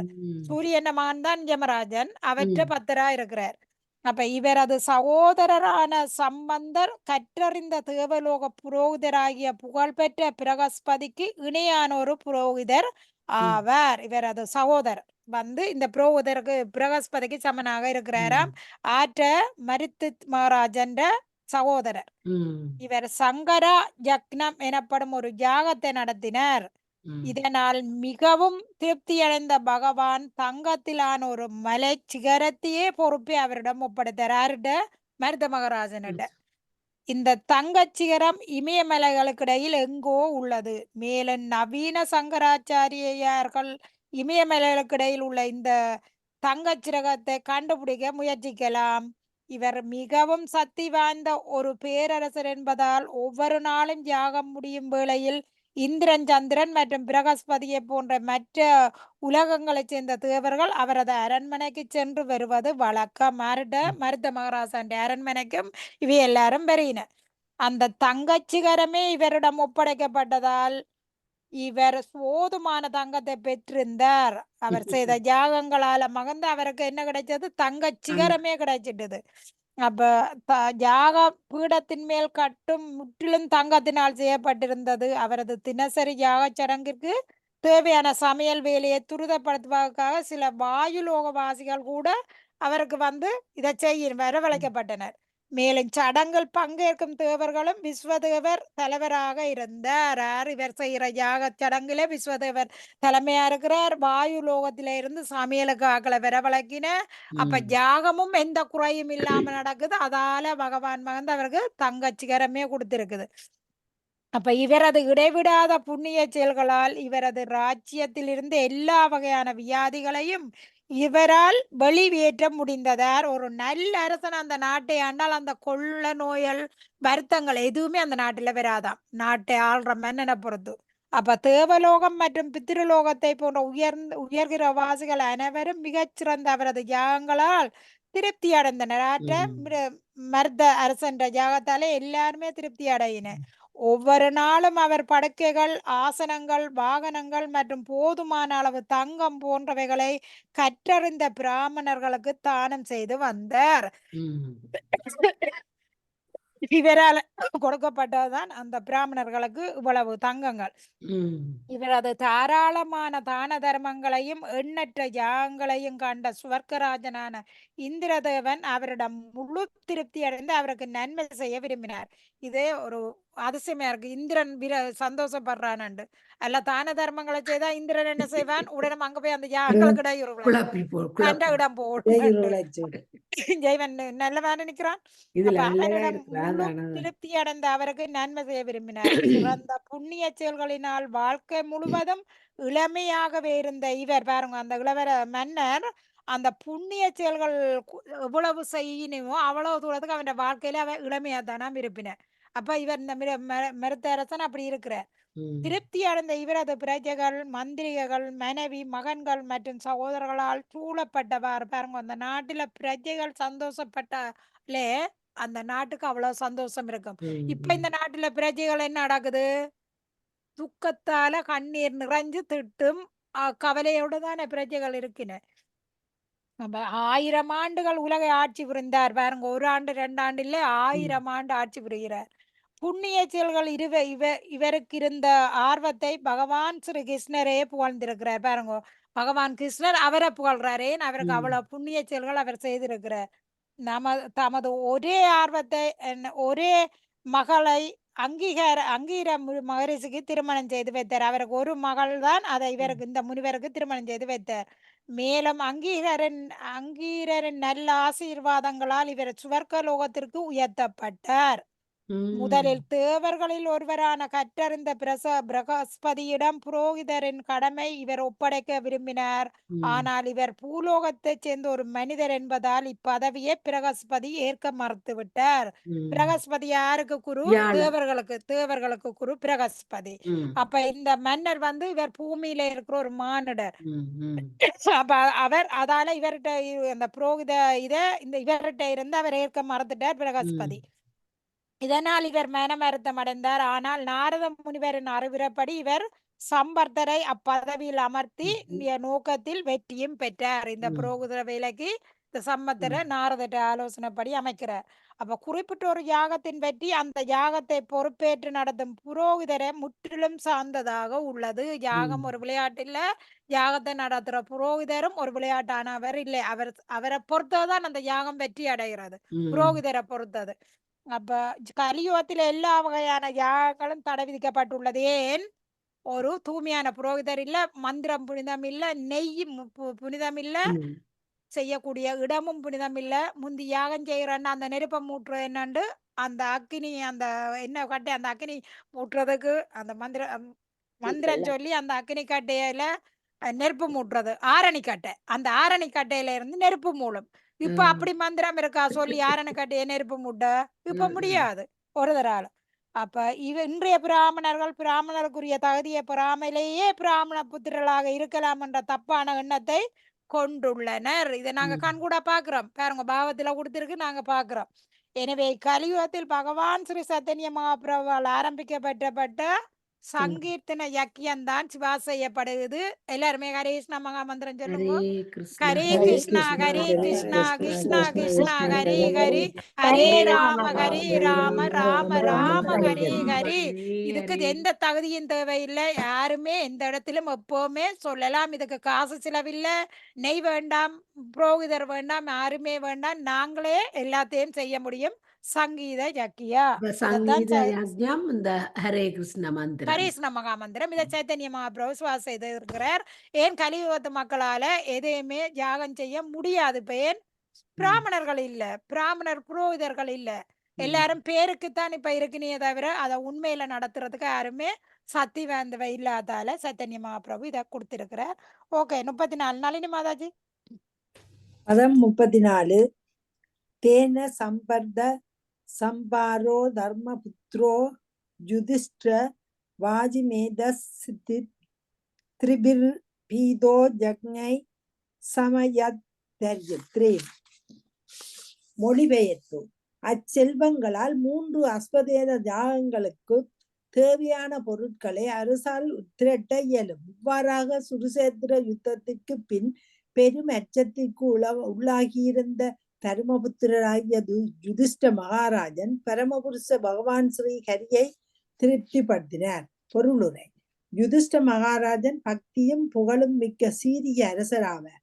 இருப்பினும் குருசேஸ்திர யுத்தத்துக்கு பின் அவர் பெரும் அச்சத்துக்கு உள்ளாகியிருந்தார். ஏனெனில் அவரை அரியணையில் அமர்த்துவதற்காகவே போரில் அத்தனை பேர் கொல்லப்பட்டனர். எனவே யுத்தத்தில் செய்யப்பட்ட எல்லா பாவங்களுக்கும் அவரே பொறுப்பேற்றார். மேலும் இப்பாவங்களை போக்கிக் கொள்வதற்காக அவர் 3 அஸ்வமேத யாகங்களை செய்ய விரும்பினார். அத்தகைய யாகத்துக்கு அதிக பொருள் தேவைப்பட்டது. இவ்வாறாக மருத்த மகாராஜனால் விட்டு செல்லப்பட்ட தங்க குவியல்களையும் மருத்த மகாராஜனால் பிராமணர்களுக்கு தானமாக அளிக்கப்பட்ட தங்கத்தையும் யுதிஷ்ட மகாராஜன் சேரிக்க வேண்டியிருந்தது. மருத்த மகாராஜன் அளித்த எல்லா தங்கத்தையும் எடுத்து செல்ல அந்த பிராமணர்களால் இயலவில்லை என்பதால் அதன் பெரும் பகுதியை அவர்கள் அங்கேயே விட்டு சென்றனர். மருத்த மகாராஜனும் அவ்வாறு தானமாக கொடுக்கப்பட்ட தங்க குவியல் திரும்பவும் எடுத்துக் கொள்ளவில்லை. மேலும் யாகத்துக்காக உபயோகப்பட்டிருந்த எல்லா பாத்திரங்களும் குப்பை தொட்டிகளில் வீசப்பட்டிருந்தன. தமது சொந்த தேவைகளுக்காக யுதிஷ்ட மகாராஜனால் அவை சேகரிக்கப்படும் வரை அந்த குவியல்கள் அனைத்தும் நீண்ட காலமாக உரிமை கோரப்படாமலேயே கிடந்தன. உரிமை கோரப்படாத சொத்து அரசருக்கு சொந்தம் என்பதால் அவற்றை சேகரிக்கும்படி யுதிஷ்டரிடம் சகோதரர்களுக்கு கிருஷ்ணர் அறிவுரை கூறினார். இன்னும் ஆச்சரியமான விஷயம் என்னவென்றால், நாட்டின் மற்ற பிரஜைகளும் கூட அத்தங்க குவியல்களை தங்களுடைய தேவைக்காக எடுத்து செல்லவில்லை. பிரஜைகள் வாழ்வுக்கு தேவையான அனைத்தையும் பெற்று முழு திருப்தியுடன் வாழ்ந்தனர் என்பதையும், புலனுணர்வுக்காக பொருளீட்டும் வியாபாரங்களில் அவர்கள் நாட்டம் கொண்டிருக்கவில்லை என்பதையுமே அது குறிக்கிறது. ஆனால் யாகங்களை செய்வதற்காகவும் பரமபுருஷரான ஸ்ரீ ஹரியை திருப்திப்படுத்துவதற்காகவும் அந்த தங்க குவியல்களை யுதிஷ்ட மகாராஜன் எடுத்துக்கொண்டார். இல்லையெனில் அவற்றை கொண்டு அரசாங்க கஜானாவை நிரப்பும் ஆசை அவருக்கு இல்லை. யுதிஷ்ட மகாராஜனின் செயல்களிலிருந்து ஒருவர் பாடம் கற்றுக்கொள்ள வேண்டும். அச்செல்வங்களால் 3 அஸ்வமேத யாகங்களுக்கு தேவையான பொருட்களை அரசால் திரட்ட இயலும். மருத்தமராசன் இதுகளால செய்யப்பட்ட அங்க இருக்கிற செல்வங்களால ஒரு அஸ்வமேத யாகம் 3 செய்யற அளவுக்கு செல்வம் இருக்காமங்க. அப்ப இவ்வாறாக குருச்சேத்திர யுத்தத்திற்கு பின் பெரும் அச்சத்திற்கு உள்ளாக இருந்த தர்மபுத்திரராகிய யுதிஷ்ட மகாராஜன் பரமபுருஷ பகவான் ஸ்ரீ ஹரியை திருப்திப்படுத்தினார். பாருங்க, ஒரு யுத்தம் நடந்தா அந்த நாட்டில நடந்த அந்த பாவத்தையும் அந்த நாட்டை ஆளப்போற அரசனுக்கு தான் அந்த பாவம் எல்லாம் போய் சேர போகுது. அப்ப எத்தனை உயிர்கள் கொல்லப்படுது. அப்ப அதாலே அவர் பயப்படுறார். அப்ப பாருங்க, யுதிஷ்ட மகாராஜனின் பக்தியும் புகழும் மிக்க சீரிய அரசர் ஆவார். அதை யார் ஒரு பக்தி உள்ளவன் தான் நினைச்சு பயப்படுவான். நான் இந்த உயிர்களை கொண்டது அங்க இறந்தவை என்ற பாவங்கள் உறவுகள் என்ற பாவம் எனக்கு வரப்போதோன்ற பக்தி இல்லாதவன் அதை யோசிச்சு பார்க்க மாட்டான். அப்போ பின் அவர் பெரும் அச்சத்திற்கு உள்ளாயிருந்தார். ஏனெனில் அவரை அரியணையில் அமர்த்துவதற்காகவே போரில் அத்தனை பேர் கொல்லப்பட்டனர். யுதிஷ்ட மகாராஜாவை அரியணத்தில் நிறுத்துறதுக்கு. அப்ப எனவே யுத்தத்தில் செய்யப்பட்ட எல்லா பாவங்களுக்கும் அவரே பொறுப்பேற்றார். பாருங்க, யார் பொறுப்பேற்கணும்? அரசர் தான் பொறுப்பேற்கிறார். மேலும் இப்பாவங்களை போக்கிக் கொள்வதற்காக அவர் 3 அஸ்வமேத யாகங்களை செய்ய விரும்பினார். அத்தகைய யாகத்திற்கு அதிக பொருள் தேவைப்பட்டது. இவ்வாறாக மருத்த மகாராஜனால் விட்டு செல்லப்பட்ட தங்க குவியல்கள் மருத்துவ மகாராஜனால் பிராமணர்களுக்கு தானமாக அளிக்கப்பட்ட தங்கத்தையும் யுதிஷ்ட மகாராஜன் சேகரிக்க வேண்டியதாக இருந்தது. பாருங்க, இந்த தங்கம் எப்படி வந்தது, இவர் அஸ்வமேதம் யாகம் நடத்த இப்படி செல்வம் வந்ததுக்காகத்தான் அந்த மருத்த மகாராஜன் கதையை இதுக்கு வருது. அப்ப மருத்த மகாராஜன் அளித்த எல்லா தங்கத்தையும் எடுத்து செல்ல அந்த பிராமணர்களால் இயலவில்லை. பாருங்க, அப்படி தானம் கொடுபட்டிருக்குது. அவளால எடுத்து செல்ல முடியவில்லை. அப்ப என்பதால் அதன் பெரும் பகுதியை அவர்கள் அங்கேயே விட்டு சென்றனர். மருத்த மகாராஜனுக்கு அவ்வாறு தானமாக கொடுக்கப்பட்ட தங்க குவியல்களை திரும்பவும் எடுத்து கொள்ளவில்லை. ஏன் தானம் கொடுத்தத மகாராஜனாலே அதை திருப்பி எடுக்க முடியாது. அதை அப்படியே தான் நிறுவனம். பிராமணர்களுக்கு தானம் கொடுத்தா அவை அந்த இடத்துல விட்டுட்டு போனா அதை தானம் கொடுத்த பொருளை திருப்பி எடுக்க கூடாது. அப்ப இந்த மகாராஜா அதை திருப்பி எடுக்க இல்லை. அப்ப மேலும் யாகத்திற்காக உபயோகிக்கப்பட்டிருந்த எல்லா பாத்திரங்களும் குப்பை குப்பை தொட்டிகளில் வீசப்பட்டிருந்தன. தமது சொந்த தேவைகளுக்காக உதிஷ்ண மகாராசனால் அவை சேகரிக்கப்படும் வரை அத்தங்க குவியல்கள் அனைத்தும் நீண்ட காலமாக உரிமை கோரப்படாமலே இருக்குது. அப்ப உரிமை கோரப்படாம இருக்கிற சொத்தை அரசாங்கம் எடுக்கலாம். அப்ப இது ஆற்ற திட்டத்துல இது உரிமை கோரப்படாம அதை வச்சிருக்கிறார். பகவான் திட்டம் தான் அங்கேயும் நடந்து கொண்டிருக்குது. இங்க தேவைப்படும். அப்ப அது அங்க இருக்குது. அப்ப அவற்றை சேகரிக்கும்படி உதிஷ்ண சகோதரர்களுக்கு கிருஷ்ணர் அறிவுரை கூறினார். இன்று ஆச்சரியமான விஷயம் என்னவென்றால் நாட்டின் மற்ற பிரஜைகளும் கூட அத்தங்க குவியல்களை தங்களுடைய தேவைக்காக எடுத்து செல்லவில்லை. பாருங்க அவர் இப்ப தானம் கொடுத்தது மருத்து மகாராசன், அவர் அதை திருப்பி எடுக்க முடியாது. ஆனா அந்த இடத்துல குவிச்சிருக்கு. ஆனா அந்த நாட்டு பிரஜைகள் கூட அதை எடுத்து கொண்டு போக இல்லை. பாருங்க நாங்க என்ன செய்வோம் இப்படி இருந்தா காரோ பள்ளி ரோடியோ மயத்துக்கு கொண்டு வச்சு கூட கொண்டு போடுவோம். எடுத்து பள்ளி வாங்கிக்க பேக்ல வச்சு வைக்கிறதில்ல. கொண்டு அதுக்கு போடுவோம். மேல கிடந்தா உடனே ஒரு கற்பூர அச்சியும் அடிச்சு அதையும் மிச்சத்தையும் ஏற்றி கொண்டு நாங்க போடுவோம். அப்ப பிரஜைகள் வாழ்வுக்கு தேவையான அனைத்தையும் பெற்று முழு திருப்தியுடன் வாழ்ந்தனர் என்பதையும் பாருங்க. அந்த பிரஜைகளுக்கு தேவையானது எல்லாம் அந்த நாட்டில இருக்கு. அப்ப அதெல்லாம் எடுக்க வேண்டிய அவசரம் இல்ல. புலன் நிகழ்ச்சியிலும் ஆசைப்பட இல்லை. அவையிட தேவையானது எல்லாம் இருக்கிறபடியா இந்த பொருளுக்கும் அதில் ஆசைப்பட இல்லை.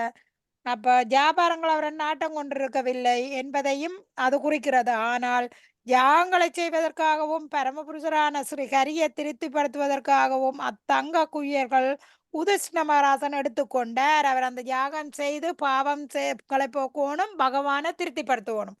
அப்ப அதுக்காகத்தான் அவர் எடுக்கிறார். அப்ப இல்லையெனில் அவற்றை கொண்டு அரசாங்க கஜானாவை நிரப்பும் ஆசை அவருக்கு இல்லை. அப்ப உதிஷ்ண மகாராஜாண்ட கஜானா காலியா போச்சு குருச்சேத்திர யுத்தத்துக்கு பிறகு. அவர் அந்த இதை எடுத்துக்கொண்ட தண்ட கஜானாவை நிரப்புற ஆசை அவருக்கு ஏற்பட இல்லை. அவர் அதை தியாகம் செய்து பகவானை திருப்திப்படுத்தத்தான் அவர் விரும்பினார். ஓகே சசிமாதாஜி. கரிஷ்ணா உதிஷ்ண ஹரே மகாராஜன். கிருஷ்ணா. உதிஷ்ட மகாராஜனின் செயல்களிலிருந்து ஒருவர் பாடம் கற்றுக்கொள்ள வேண்டும். போர்க்களத்தில் நிகழ்ந்த பாவங்களை குறித்து அவர் அஞ்சியதால் பரம அதிகாரியான பகவானை அவர் திருப்திப்படுத்த விரும்பினார். நமது அன்றாட கடமைகளை நிறைவேற்றும் பொழுது கூட நமக்கு தெரியாமலேயே பாவங்கள் செயல்பட்டு விடுகின்றன என்பதையே இது சுட்டி காட்டுகின்றது. இத்தகைய பாவங்களை போக்கிக் கொள்வதற்காகவும் கூட ஒருவர் வேத நூலின் சிபாரிசு செய்யப்பட்டுள்ளபடி யாகங்களை செய்ய வேண்டும். பகவத்கீதையில் பகவான் கர்மனோ லோகோ யம் கர்ம பந்தன என்று கூறுகின்றார். அதாவது அங்கீகரிக்கப்படாத செயலால் அல்லது அறியாமல் செய்யப்படக்கூடிய குற்றங்களால் நேரக்கூடிய விளைவுகளை போக்கிக் கொள்வதற்காக ஒருவர் சாத்திரங்களில் சிபாரிசு செய்யப்பட்டுள்ள யாகங்களை செய்ய வேண்டும். இதனால் எல்லா பாவங்களிலிருந்து ஒருவர் விடுபடுவார். இதை செய்யாமல் சுயநலத்திற்காக அல்லது புலன் நுகர்வுக்காக செயல்படுபவர்கள் எல்லா பாவ விளைவுகளையும் அனுபவிக்க வேண்டும். எனவே பரம புருஷ பகவான் ஸ்ரீ ஹரியை திருப்திப்படுத்துவதே யாகம் செய்வதன் முக்கிய நோக்கமாகும். வெவ்வேறு காலங்களுக்கும் இடங்களுக்கும் நபர்களுக்கும் ஏற்ப யாகம் செய்யும் முறை மாறுபடக்கூடும். ஆனால் அத்தகைய யாகங்களின் நோக்கம் ஒன்றுதான். இது பரமபுருஷராகிய ஸ்ரீஹரியை திருப்திப்படுத்துவதாகும். இதுவே பக்தியான வாழ்விற்கும் அமைதி மற்றும் செழிப்பு ஆகியவற்றிற்கும் ஏற்ற வழியாகும். பக்தியுள்ள சீரிய அரசராகிய யுதிஷ்ட மகாராஜன் இவை அனைத்தையும் நன்கு நிறைவேற்றினார். சைத்திரியர்களுக்கு மிருகங்களையும் மனிதர்களையும் கொல்லுவது அங்கீகரிக்கப்பட்ட ஒரு கலையாகும். இருப்பினும் யுதிஷ்ட மகாராஜன் அவரது அன்றாட அரசாங்க கடமைகளை நிறைவேற்றுவதில் பாவம் செய்யக்கூடியவராக இருந்திருக்கின்றார் என்றால் பரமபுருஷரை திருப்திப்படுத்துவதும் யாகத்தை செய்வதற்கு வழியற்றவர்களாக உள்ள பயிற்சி பெறாத கலியுக மக்களால் அறிந்தோ அறியாமலோ செய்யப்படும் பாவங்களின் அளவை நம்மால் கற்பனை செய்து பார்க்க இயலும். எனவே ஒருவரது உத்தியோக கடமையை செய்வதன் மூலமாக பரமபுருஷரை திருப்திப்படுத்துவதே மனிதனின் முக்கிய கடமையாகும் என்று பாகவதம் கூறுகின்றது. ஓகே, பாகவதம் 1-2 ஒன்று பயன்முள்ள ரெண்டு கூறப்படுது. ஓகே, என்ன கமலா மாதாஜி? ஓகே. ஒருவன் எந்த இடத்தையோ சமூகத்தையோ ஜாதியையோ அல்லது கொள்கையையோ சேர்ந்தவனாக இருப்பினும் அவன் எத்தகைய உத்தியோக கடமையில் ஈடுபட்டிருப்பினும் சாத்திரங்களில் சிபாரிசு செய்யப்பட்டிருப்பது போல் குறிப்பிட்ட காலத்துக்கும் தேசத்திற்கும் நபருக்கும் ஏற்ப ஜாகங்களை செய்ய அவன் சம்மதிக்க வேண்டும். கலியுகத்தில் மக்கள் பகவான் ஸ்ரீ கிருஷ்ணரின் புனித நாமத்தை குற்றமில்லாமல் பாடி துதிக்க வேண்டும். ஹரே கிருஷ்ணா ஹரே கிருஷ்ண கிருஷ்ண ஹரே கிருஷ்ண கிருஷ்ணா ஹரே ஹரே கிருஷ்ணா கிருஷ்ணா ஹரே ஹரே ராம ஹரே ஹரே ஹரே ஹரே ராம ராம ராம ராம ராம ராம ஹரே ஹரே ஹரே. நினைச்சா நீங்க சொல்லுவீங்களான்னு. பாடி துதிக்க வேண்டும் என்று வேத நூல்களில் சிபாரிசு செய்யப்பட்டுள்ளது. இப்படி செய்வதால் ஒருவர் எல்லா பாவங்களிலிருந்தும் விடுபட்டு பரமபதத்தை சென்றடையும் வாழ்வின் மிக உயர்ந்த பூரண தத்துவத்தை அடைய முடியும். இக்கருத்தை நாம் ஒரு முறைக்கும் அதிகமாக இந்நூலில் குறிப்பிடப்பட்டிருக்கின்றோம். குறிப்பாக முன்னுரையில் பகவான் ஸ்ரீ சைத்தன்ய மகாபிரபுவின் வாழ்க்கை வரலாற்றை சுருக்கி எழுதும் பொழுது இதை நாம் சுட்டி காட்டியுள்ளோம். ஆயினும் சமூகத்தில் அமைதியையும் செழுமையையும் கொண்டு வரும் எண்ணத்துடன் இதை நாம் மறுபடியும் குறிப்பிடுகின்றோம். நம்மிடம் பகவான் எப்படி திருப்தி அடைகிறார் என்ற முறையை பகவத்கீதையில் அவர் வெளிப்படையாக அறிவித்துள்ளார். அதே முறை பகவான் ஸ்ரீ சைத்தன்ய மகாபிரபுவின் நடைமுறை வாழ்விலும் பிரச்சார வேலையிலும் மெய்ப்பிக்கப்பட்டுள்ளது. இக்கலியுகத்தில், அதாவது வாழ்வின் எல்லா துன்பங்களிலிருந்து நம்மை விடுவிக்கும் பரமபுருஷராகிய ஸ்ரீஹரியை திருப்திப்படுத்துவதற்கு மிகச்சிறந்த யாகமாக இருப்பது பகவான் ஸ்ரீ சைத்தன்ய மகாபிரபுவின் வழியை பின்பற்றுவதே ஆகும். செல்வங்கொழித்த அந்நாட்களிலேயே அஸ்வமேத யாகத்திற்கு தேவையான பொருட்களை சேகரிப்பதற்கு யுதிஷ்டிர மகாராஜன் தங்க குவியல்களை திரட்ட வேண்டி இருந்தது. எனவே தங்கம் மற்றும் செல்வம் ஆகியவை முற்றிலும் பற்றாக்குறையாக உள்ள இக்காலத்தில் அத்தகைய யாகங்களை செய்வதை பற்றி நாம் நினைத்து பார்ப்பதும் கடினமாகும். தற்போது நம்மிடம் காகித குவியல்களின் நவீன நாகரிகத்தின் பொருளாதார முன்னேற்றத்தினால் அவற்றை தங்கமாக மாற்றிவிட முடியும் என்ற வாக்குறுதிகளும் உள்ளன. இருப்பினும் யுதிஷ்டிர மகாராஜனைப் போல் செல்வங்களை செலவிடுதல் சாத்தியமல்ல. எனவே சாஸ்திரத்துக்கேற்ற முறையில் பகவான் ஸ்ரீ சைத்தன்யரால் சிபாரிசு செய்யப்பட்டுள்ள முறைதான் இந்த யுகத்துக்கு ஏற்றதாகும். இத்தகைய ஒரு முறைக்கு பணத்தை செலவிட வேண்டிய அவசியமே இல்லை என்பதுடன் அதிக பணம் செலவாகும் மற்ற யாக முறைகளை விட இம்முறை அதிக நன்மையையும் அளிக்கக்கூடியதாகும். வேத முறைப்படி செய்யப்படும் பசு மற்றும் அஸ்வமேத யாகங்களை மிருகங்களை கொள்வதற்குரிய ஒரு யாக முறை என்று தப்பாக புரிந்து கொள்ளக்கூடாது. மாறாக வேத மந்திரங்களை முறையாக ஓதுவதால் உண்டாகும் உன்னத சக்தியின் வாயிலாக யாகத்தில் பலியிடப்படும் மிருகத்துக்கு ஒரு புது வாழ்வு அளிக்கப்படுகிறது. வேத மந்திரங்கள் அனைத்து நடைமுறையில் செய்து பார்க்கக்கூடியவையாகும். பலியிடப்படும் மிருகம் ஒரு புது வாழ்வை பெறுவதே அதற்கு சான்றாகும். அவ்வாறு வேத மந்திரங்களை ஓதுவது பெயரளவையான இன்றைய பிராமணர்களுக்கு அல்லது புரோகிதர்களுக்கு சாத்தியமாக கூடியது அல்ல. பிராமண குடும்பங்களில் பிறந்தும் முறையான பயிற்சி பெறாதவர்கள் அவர்களது முன்னோர்களின் தகுதியை பெற்றிருக்கவில்லை என்பதால் அவர்கள் சூத்திரர்களாக அல்லது ஒருமுறை பிறந்தவர்களாக கருதப்படுகின்றனர். ஒருமுறை பிறந்தவன் வேத மந்திரங்களை ஓதும் தகுதியற்றவன் ஆவான். எனவே இவன் மூல மந்திரங்களை ஓதுவதால் எந்த பயனும் இல்லை. ஆகவே இவர்கள் அனைவரையும் காப்பாற்றுவதற்காகவே பகவான் ஸ்ரீ சைத்தன்ய மகாபிரபு எல்லா நடைமுறை நோக்கங்களுக்கும் ஏற்ற ஞக்னத்தை அல்லது சங்கீர்த்தன இயக்கத்தை ஸ்தாபித்துள்ளார். கலியுக மக்கள் பிழையற்றதும் அங்கீகரிக்கப்பட்டதுமான இவ்வழியை பின்பற்ற வேண்டும் என்று கட்டாயமாக வலியுறுத்தப்படுகின்றனர். ஹரே ஹரே கிருஷ்ணா. பாருங்க, உதிஷ்ண மகாராஜனின் செயலில் இருந்து ஒருவர் பாடம் கற்றுக்கொள்ள வேண்டும். அப்ப போர்க்களத்தில் நிகழ்ந்த பாவங்களை குறித்து அவர் அஞ்சியதால் பரம அதிகாரியான பகவானை அவர் திருப்திப்படுத்த விரும்பினார். பாருங்கோ, இப்ப எவ்வளவு எங்கட ஊர்ல கூட இவ்வளவு யுத்தம் பிரச்சனையில இவ்வளவு பேர் இறந்து போச்சுன்னு எல்லாமே அநியாயமா போய் கொண்டிருந்தது. அந்த நாட்டு அரசன் தான் இந்த பொறுப்பையே இருக்கணும், அந்த பாவங்களே இருக்கணும். ஆனா அவன் நினைக்கிறானோ, நான் பாவம் செய்துட்டேன், இதை போக்கணும்னு யாருமே நினைக்கிறது இல்ல. அப்ப அதால துன்பப்பட வேண்டிய கட்டம் மக்களுக்கும் அந்த பாவம் கிடைச்சு கொண்டிருக்குது. இப்ப இங்க அந்த பாவத்தை போக்குறேன்டா என்ன வழி? பகவானை திருப்திப்படுத்தணும். அதால விசிஷ்ணு மகாராஜா இந்த யாகத்தை செய்ய அவர் விரும்புறார், 3 அஸ்வமேத யாகத்தை.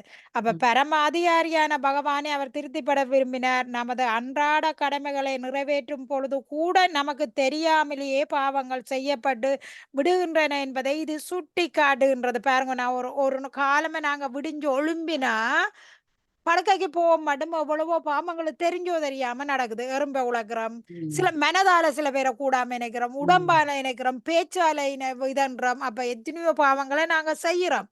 அப்ப என்பதை இது சுட்டிக்காட்டுற இத்தகைய பாவங்களை போக்கிக் கொள்வதற்காக கூட ஒருவர் வேத நூல்கள் செய்ய உள்ளபடி யாகங்களை செய்ய வேண்டும். அப்ப நாங்கள் ஏன் இந்த யாகத்தை ஒவ்வொரு கிரகந்தர்களுக்கும் கட்டாயம் செய்ய வேண்டும் என்று வந்தது? ஏதோ பாவங்கள் நாங்கள் எவ்வளவோ செய்வோம், அதை யாகத்தின் மூலம் தீர்க்கிறதுக்கு அந்த காலம் வழி இருந்து அதால யாகம் கட்டாயமா இருந்தது.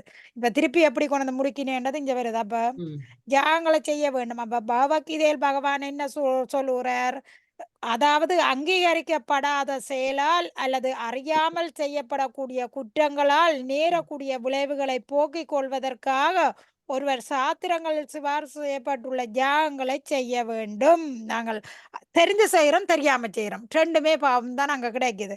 அப்ப இதனால் எல்லா பாவங்களிலும் இருந்து ஒருவர் விடுபடுவார். எதை தியாகம் செய்யறதன் மூலம் எல்லா பாவத்திலும் இருந்து விடுபட முடியும்.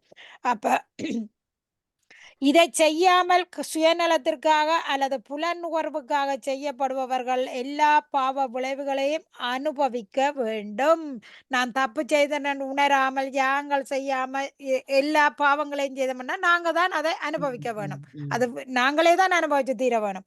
அப்ப எனவே பரமபுருஷ பகவான் ஸ்ரீ ஹரியை திருப்திப்படுத்துவதே யாகம் செய்வதன் முக்கிய நோக்கம் ஆகும். அதாலான் பகவானுக்கு யக்னேஸ்வரர் என்ற ஒரு பேர் இருக்கு. அந்த யாகத்திலே அவர் தான் திருப்தி அடைகிறார், அவரை தான் திருப்திப்படுத்துறார். அப்ப ஒவ்வொரு காலங்களுக்கும் இடங்களுக்கும் நபர்களுக்கும் ஏற்ப யாகம் செய்யும் முறை மாறுபடக்கூடும்.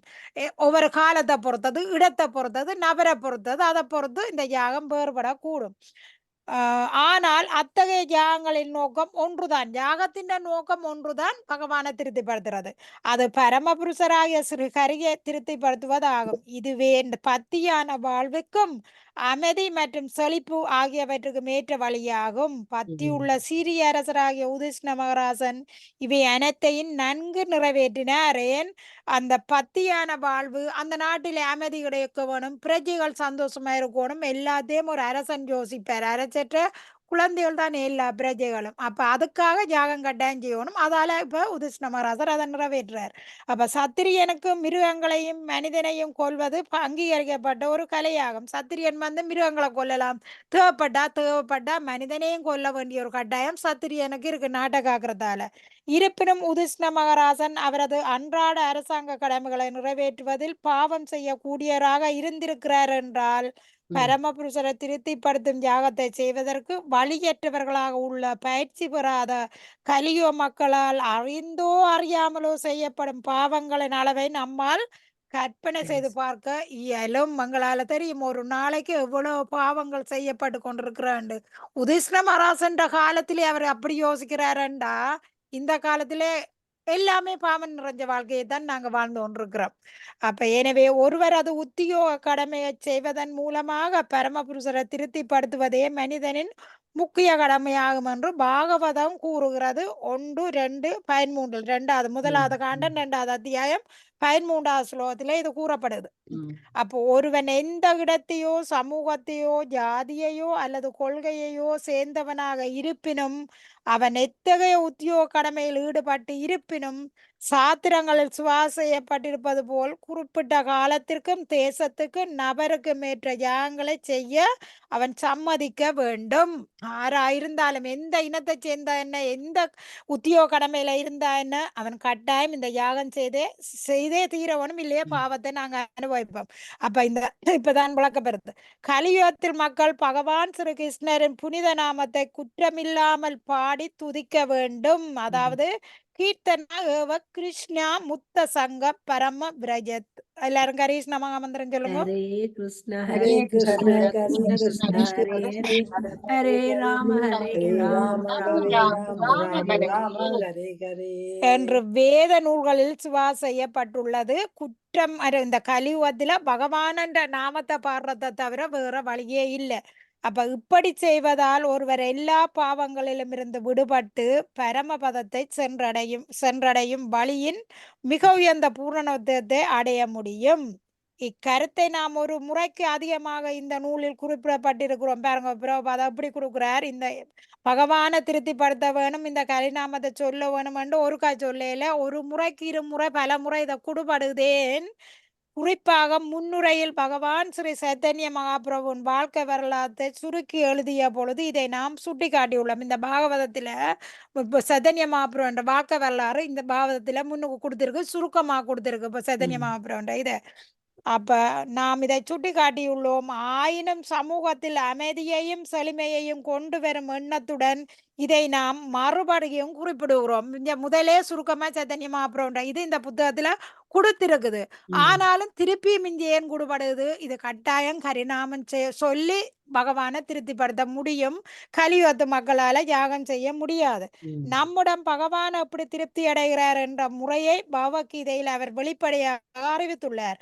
அதே முறையை பகவான் ஸ்ரீ சைத்தன்ய மகாபிரபுவின் நடைமுறையை வாழ்விலும் பிரச்சார வேலையிலும் மெப்பிக்கப்பட்டுள்ளது. பகவான் சைத்தன்ய என்ன கிருஷ்ணர் பகவத்கீதையில சைத்தன்ய அர்ஜுனனுக்கு சொல்றார், எப்படி நான் தன்னை திருப்திப்படுத்த வேணும்ன்றதை கீதையில பகவான் சொன்ன மாதிரி இந்த கலியுகத்துல சைத்தன்ய மகாபிரபுவே வந்து அவர் என்ன சொல்றார், ஹரிநாமத்தையும் கொடுக்கிறார், பிரச்சாரத்தையும் கொடுக்கிறார். அப்படி பகவானை பற்றிய பிரச்சாரம் செய்கிறார். ஆனா இந்த சைத்தன்ய மகாபிரபுவார் பகவான் கிருஷ்ணர் தான்.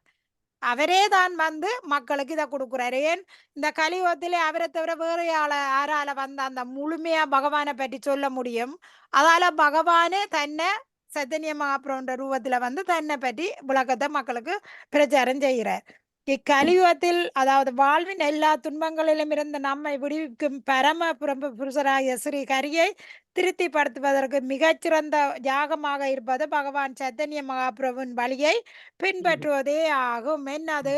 கரிஷ்ண மகாமந்திரம். பகவானுக்கு 10 செய்து மகாமந்திரம் பிரச்சாரம் செய்ய சொல்லி. ஏன் சைத்தன்ய மகாபிரபுவும் பிரச்சாரம் செய்கிறார் பகவானை பற்றி. அப்ப செல்வம் கொளித்த அந்த நாட்களிலேயே அஸ்வமேத யாகத்திற்கு தேவையான பொருட்களை சேகரிப்பதற்கு உதிஷ்ண மகாராசன் தங்க குவியல்களை திரட்ட வேண்டி இருந்தது. செல்வம் குவிஞ்ச அந்த காலத்திலேயே. அப்ப எனவே தங்கம் மற்றும் செல்வம் ஆகியவை முற்றிலும் பற்றாக்குறையாக உள்ள இக்காலத்தில் அத்தகைய யாகங்களை செய்வதை பற்றி நாம் நினைத்து பார்ப்பது கடினமாகும். இப்ப எங்களால முடியுமா அந்த அஸ்வமேத யாகம் சொல்ல?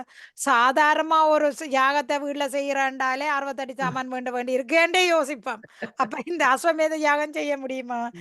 அப்ப தற்போது நம்மிடம் காகித குவியல்களின் நவீன நாகரிகத்தின் பொருளாதார முன்னேற்றத்தினால் அவற்றை தங்கமாக மாற்றிவிட முடியும் என்ற வாக்குறுதிகளும் ஒரு வாக்குறுதி தான் இருக்கு, தங்கமாக மாற்றிவிட முடியும் என்ற வாக்குறுதியும் உள்ளன. இருப்பினும் உதிஷ்ண மகாராசனை போல் செல்வங்களை செலவிடுவதில் சாத்தியமல்ல. எனவே சாத்திரத்திற்கு ஏற்ற முறையில் பகவான் ஸ்ரீ சைத்தன்யால் செய்யப்பட்டுள்ள முறையை இவ்யுகத்திற்கு ஏற்றதாகும். சொல்லுங்க எல்லாருமே. இதுக்கு காசு பணம் செலவு எதுவுமே தேவையில்லை. கரிஷ்ணமா வந்து ஹரே கிருஷ்ணா ஹரே கிருஷ்ணா கிருஷ்ணா கிருஷ்ணா ஹரி ஹரி ராம ஹரி ராம ராம ராம ஹரி ஹரி. இதுக்கு எந்த பணமும் செலவழிக்க தேவையில்லை.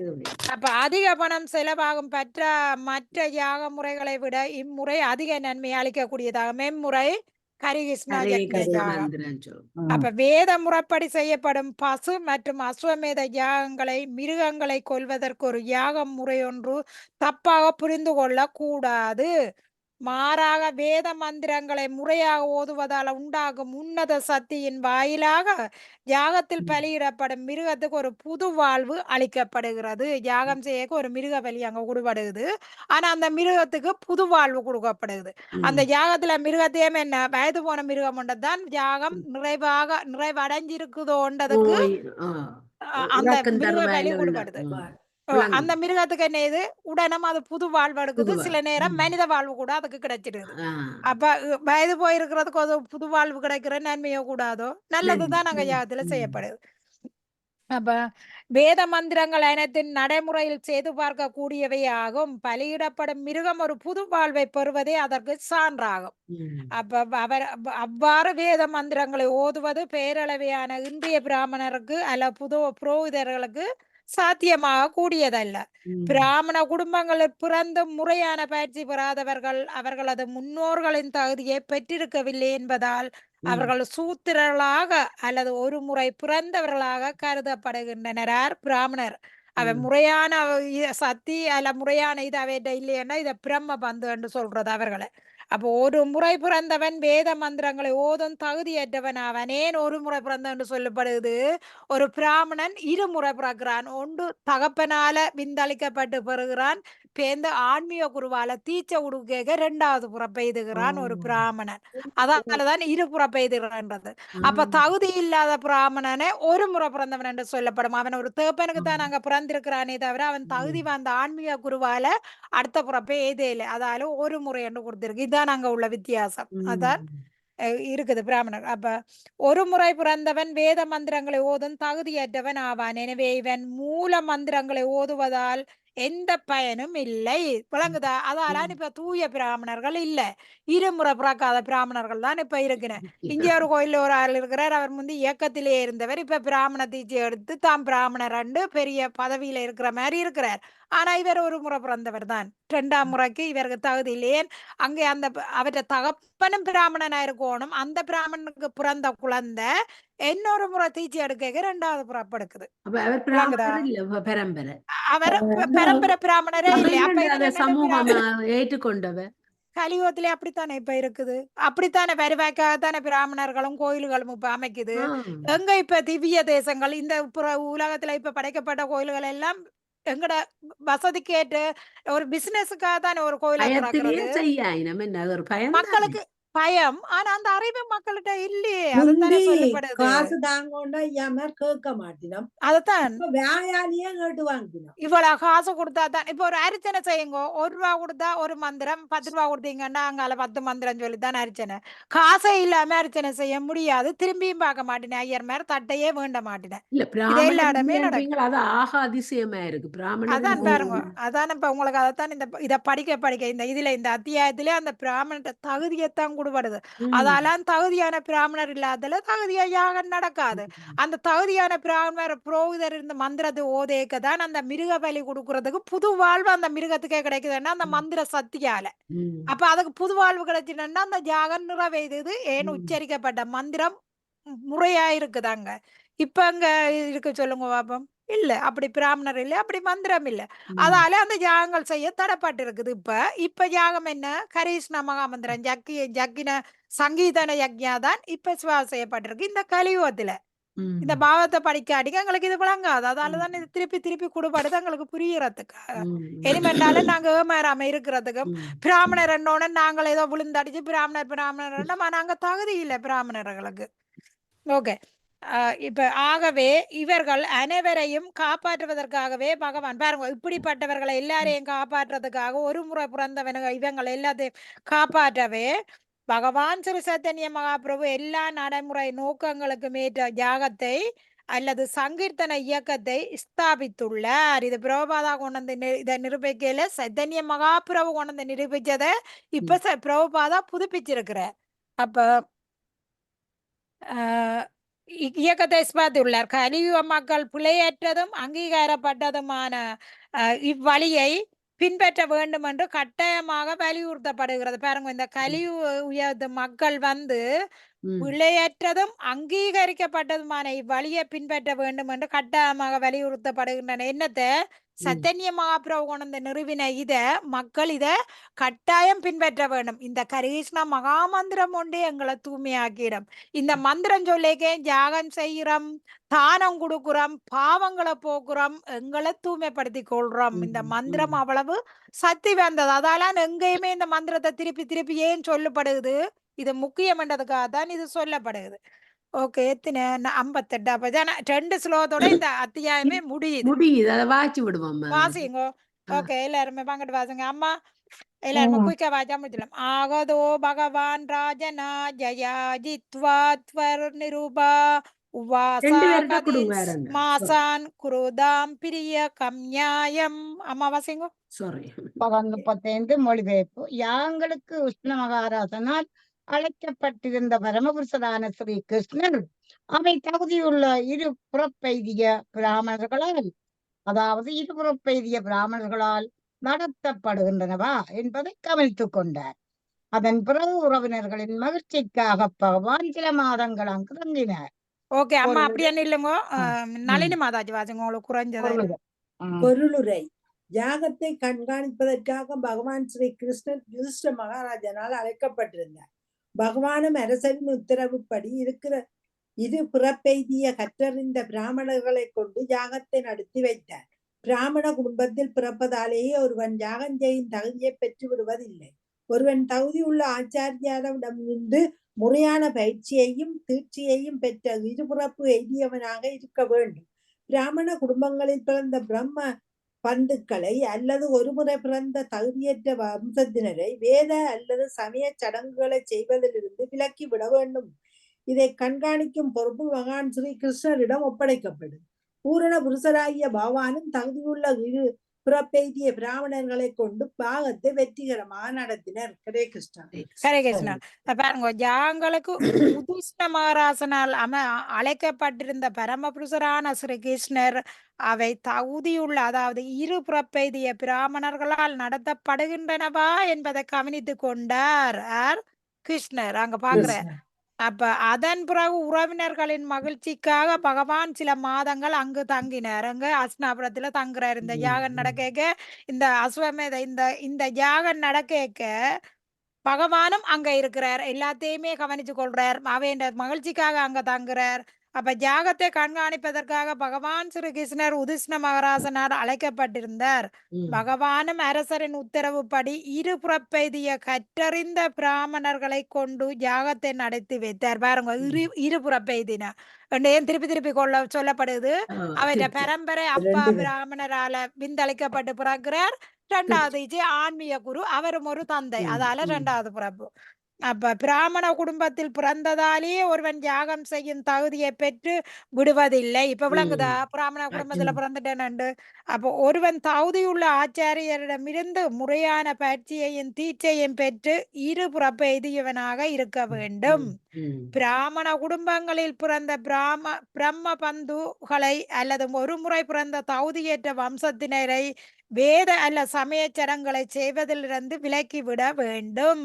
பிராமண குடும்பத்துல பிறந்து 2வது புறப்புக்கு இருபுறப்பு இல்லையண்டா பிரம்ம பந்து என்றும் அங்க ஒரு பேர் இருக்கு அவைக்கு. அப்ப இவைகளையெல்லாம் நாங்க இந்த யாகங்கள் நடத்துறதுக்கு அவைகளை எடுக்கக்கூடாது, விலக்கி விட வேண்டும்.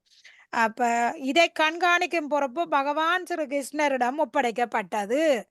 அப்ப பூரண புருஷராகிய பகவானும் தகுதியுள்ள இருபுறப்பெய்திய பிராமணர்களை கொண்டு யாகத்தை வெற்றிகரமாக நிறைவு ஏற்றினார். பகவான் அங்க இருக்கிறார், அங்க என்ன குறைவர போகுது, அங்க நிறைவேற்றிட்டார் அதை.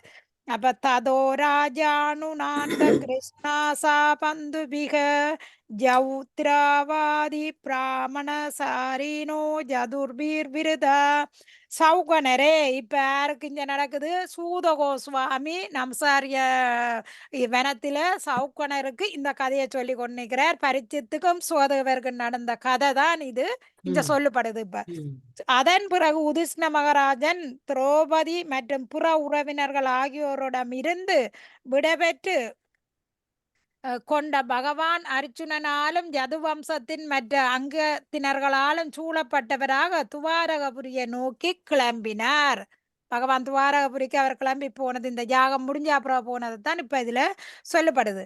அப்ப ஸ்ரீமத் பாகவதம் முதல் காண்டத்தில் பரிச்சித்து மகாராஜின் பிறப்பு என்னும் தலைப்பை கொண்ட 12ஆம் அத்தியாயத்திற்கான பக்தி வேதாந்த பொருளுரைகள் இவ்வாறு நிறைவேறுகின்றன. ஹரே ஸ்ரீல கிருஷ்ணா பிரபுபாதருக்கு ஜெய். ஜெய் ஹரே ஹரே கிருஷ்ணா கிருஷ்ணா ஹரே ஹரே கிருஷ்ணா கிருஷ்ணா கிருஷ்ணா கிருஷ்ண கிருஷ்ணா கிருஷ்ண ஹரி ஹரே ஹரி ஹரே ஹரி ஹரே ராம ராம ஹரி ஹரே ராம ராம ராம ராம ராம ராம ஹரே ஹரி ஹரே ஹரி. ஹரே அப்ப இந்த அத்தியாயத்துல கொடுத்திருக்கிறது இந்த கடைசி பதத்துல பிராமணர் இருபுறப் எய்தின பிராமணர் முறைப்படி மந்திரம் மோதி யாகம் செய்யும் போது பலி கொடுத்த மிருகம் கூட புது வாழ்வு பெறுகுது. மற்றது இந்த கலியுகத்துல இந்த யாகங்கள் எல்லாம் தடப்பட்டிருக்குது. சங்கீதன யக்ஞம் ஒன்றுதான் சைத்தன்ய மகாபிரபுவால நியமிக்கப்பட்டிருக்குது. அதுதான் இந்த உலகம் பூரா பிரபுபாதா பரப்பினார். ஹரிநாமத்துக்கு இவ்வளவு முக்கியத்துவமும் இதுக்குத்தான் கொடுபடுது. இதுக்கு எந்த சிலவும் இல்லை. காசோ பணமோ இடமோ அந்த இடத்துல இருந்து தான் சொல்ல வேணும். இதுக்கு காசு செலவழிச்சு சொல்ல வேணும். எந்த நேரம் சொல்லலாம். இதுக்கு ஒரு தடையும் இல்லை. எந்த நேரமும் இந்த மகாமந்திரத்தை சொல்ல முடியும். காசு தேவையில்லை. எங்கட இந்த இடத்துல இருந்து தான் சொல்லணும், அங்க பார்த்து தான் சொல்லணும் என்ற கட்டாயம் இல்லை. எந்த நேரமும் எங்கேயுமே சொல்ல முடியும். நாங்கள் அதை ஒவ்வொன்றும் சொல்லும் போது நாங்களும் யாகம் செய்து கொண்டு இருக்கிறோம். விளங்குதா? அப்ப எங்களை சுத்தப்படுத்தி கொண்டு இருக்கிறோம். பாவங்களை போக்கத்தானே இப்ப உதிஷ்ண மகாராஜ் இந்த யாகம் செய்தார். அதுதான் கரிஷ்ண மகாமந்திரம். ஓகே, ஹரே கிருஷ்ணா. ஹரே ஹரே கிருஷ்ணா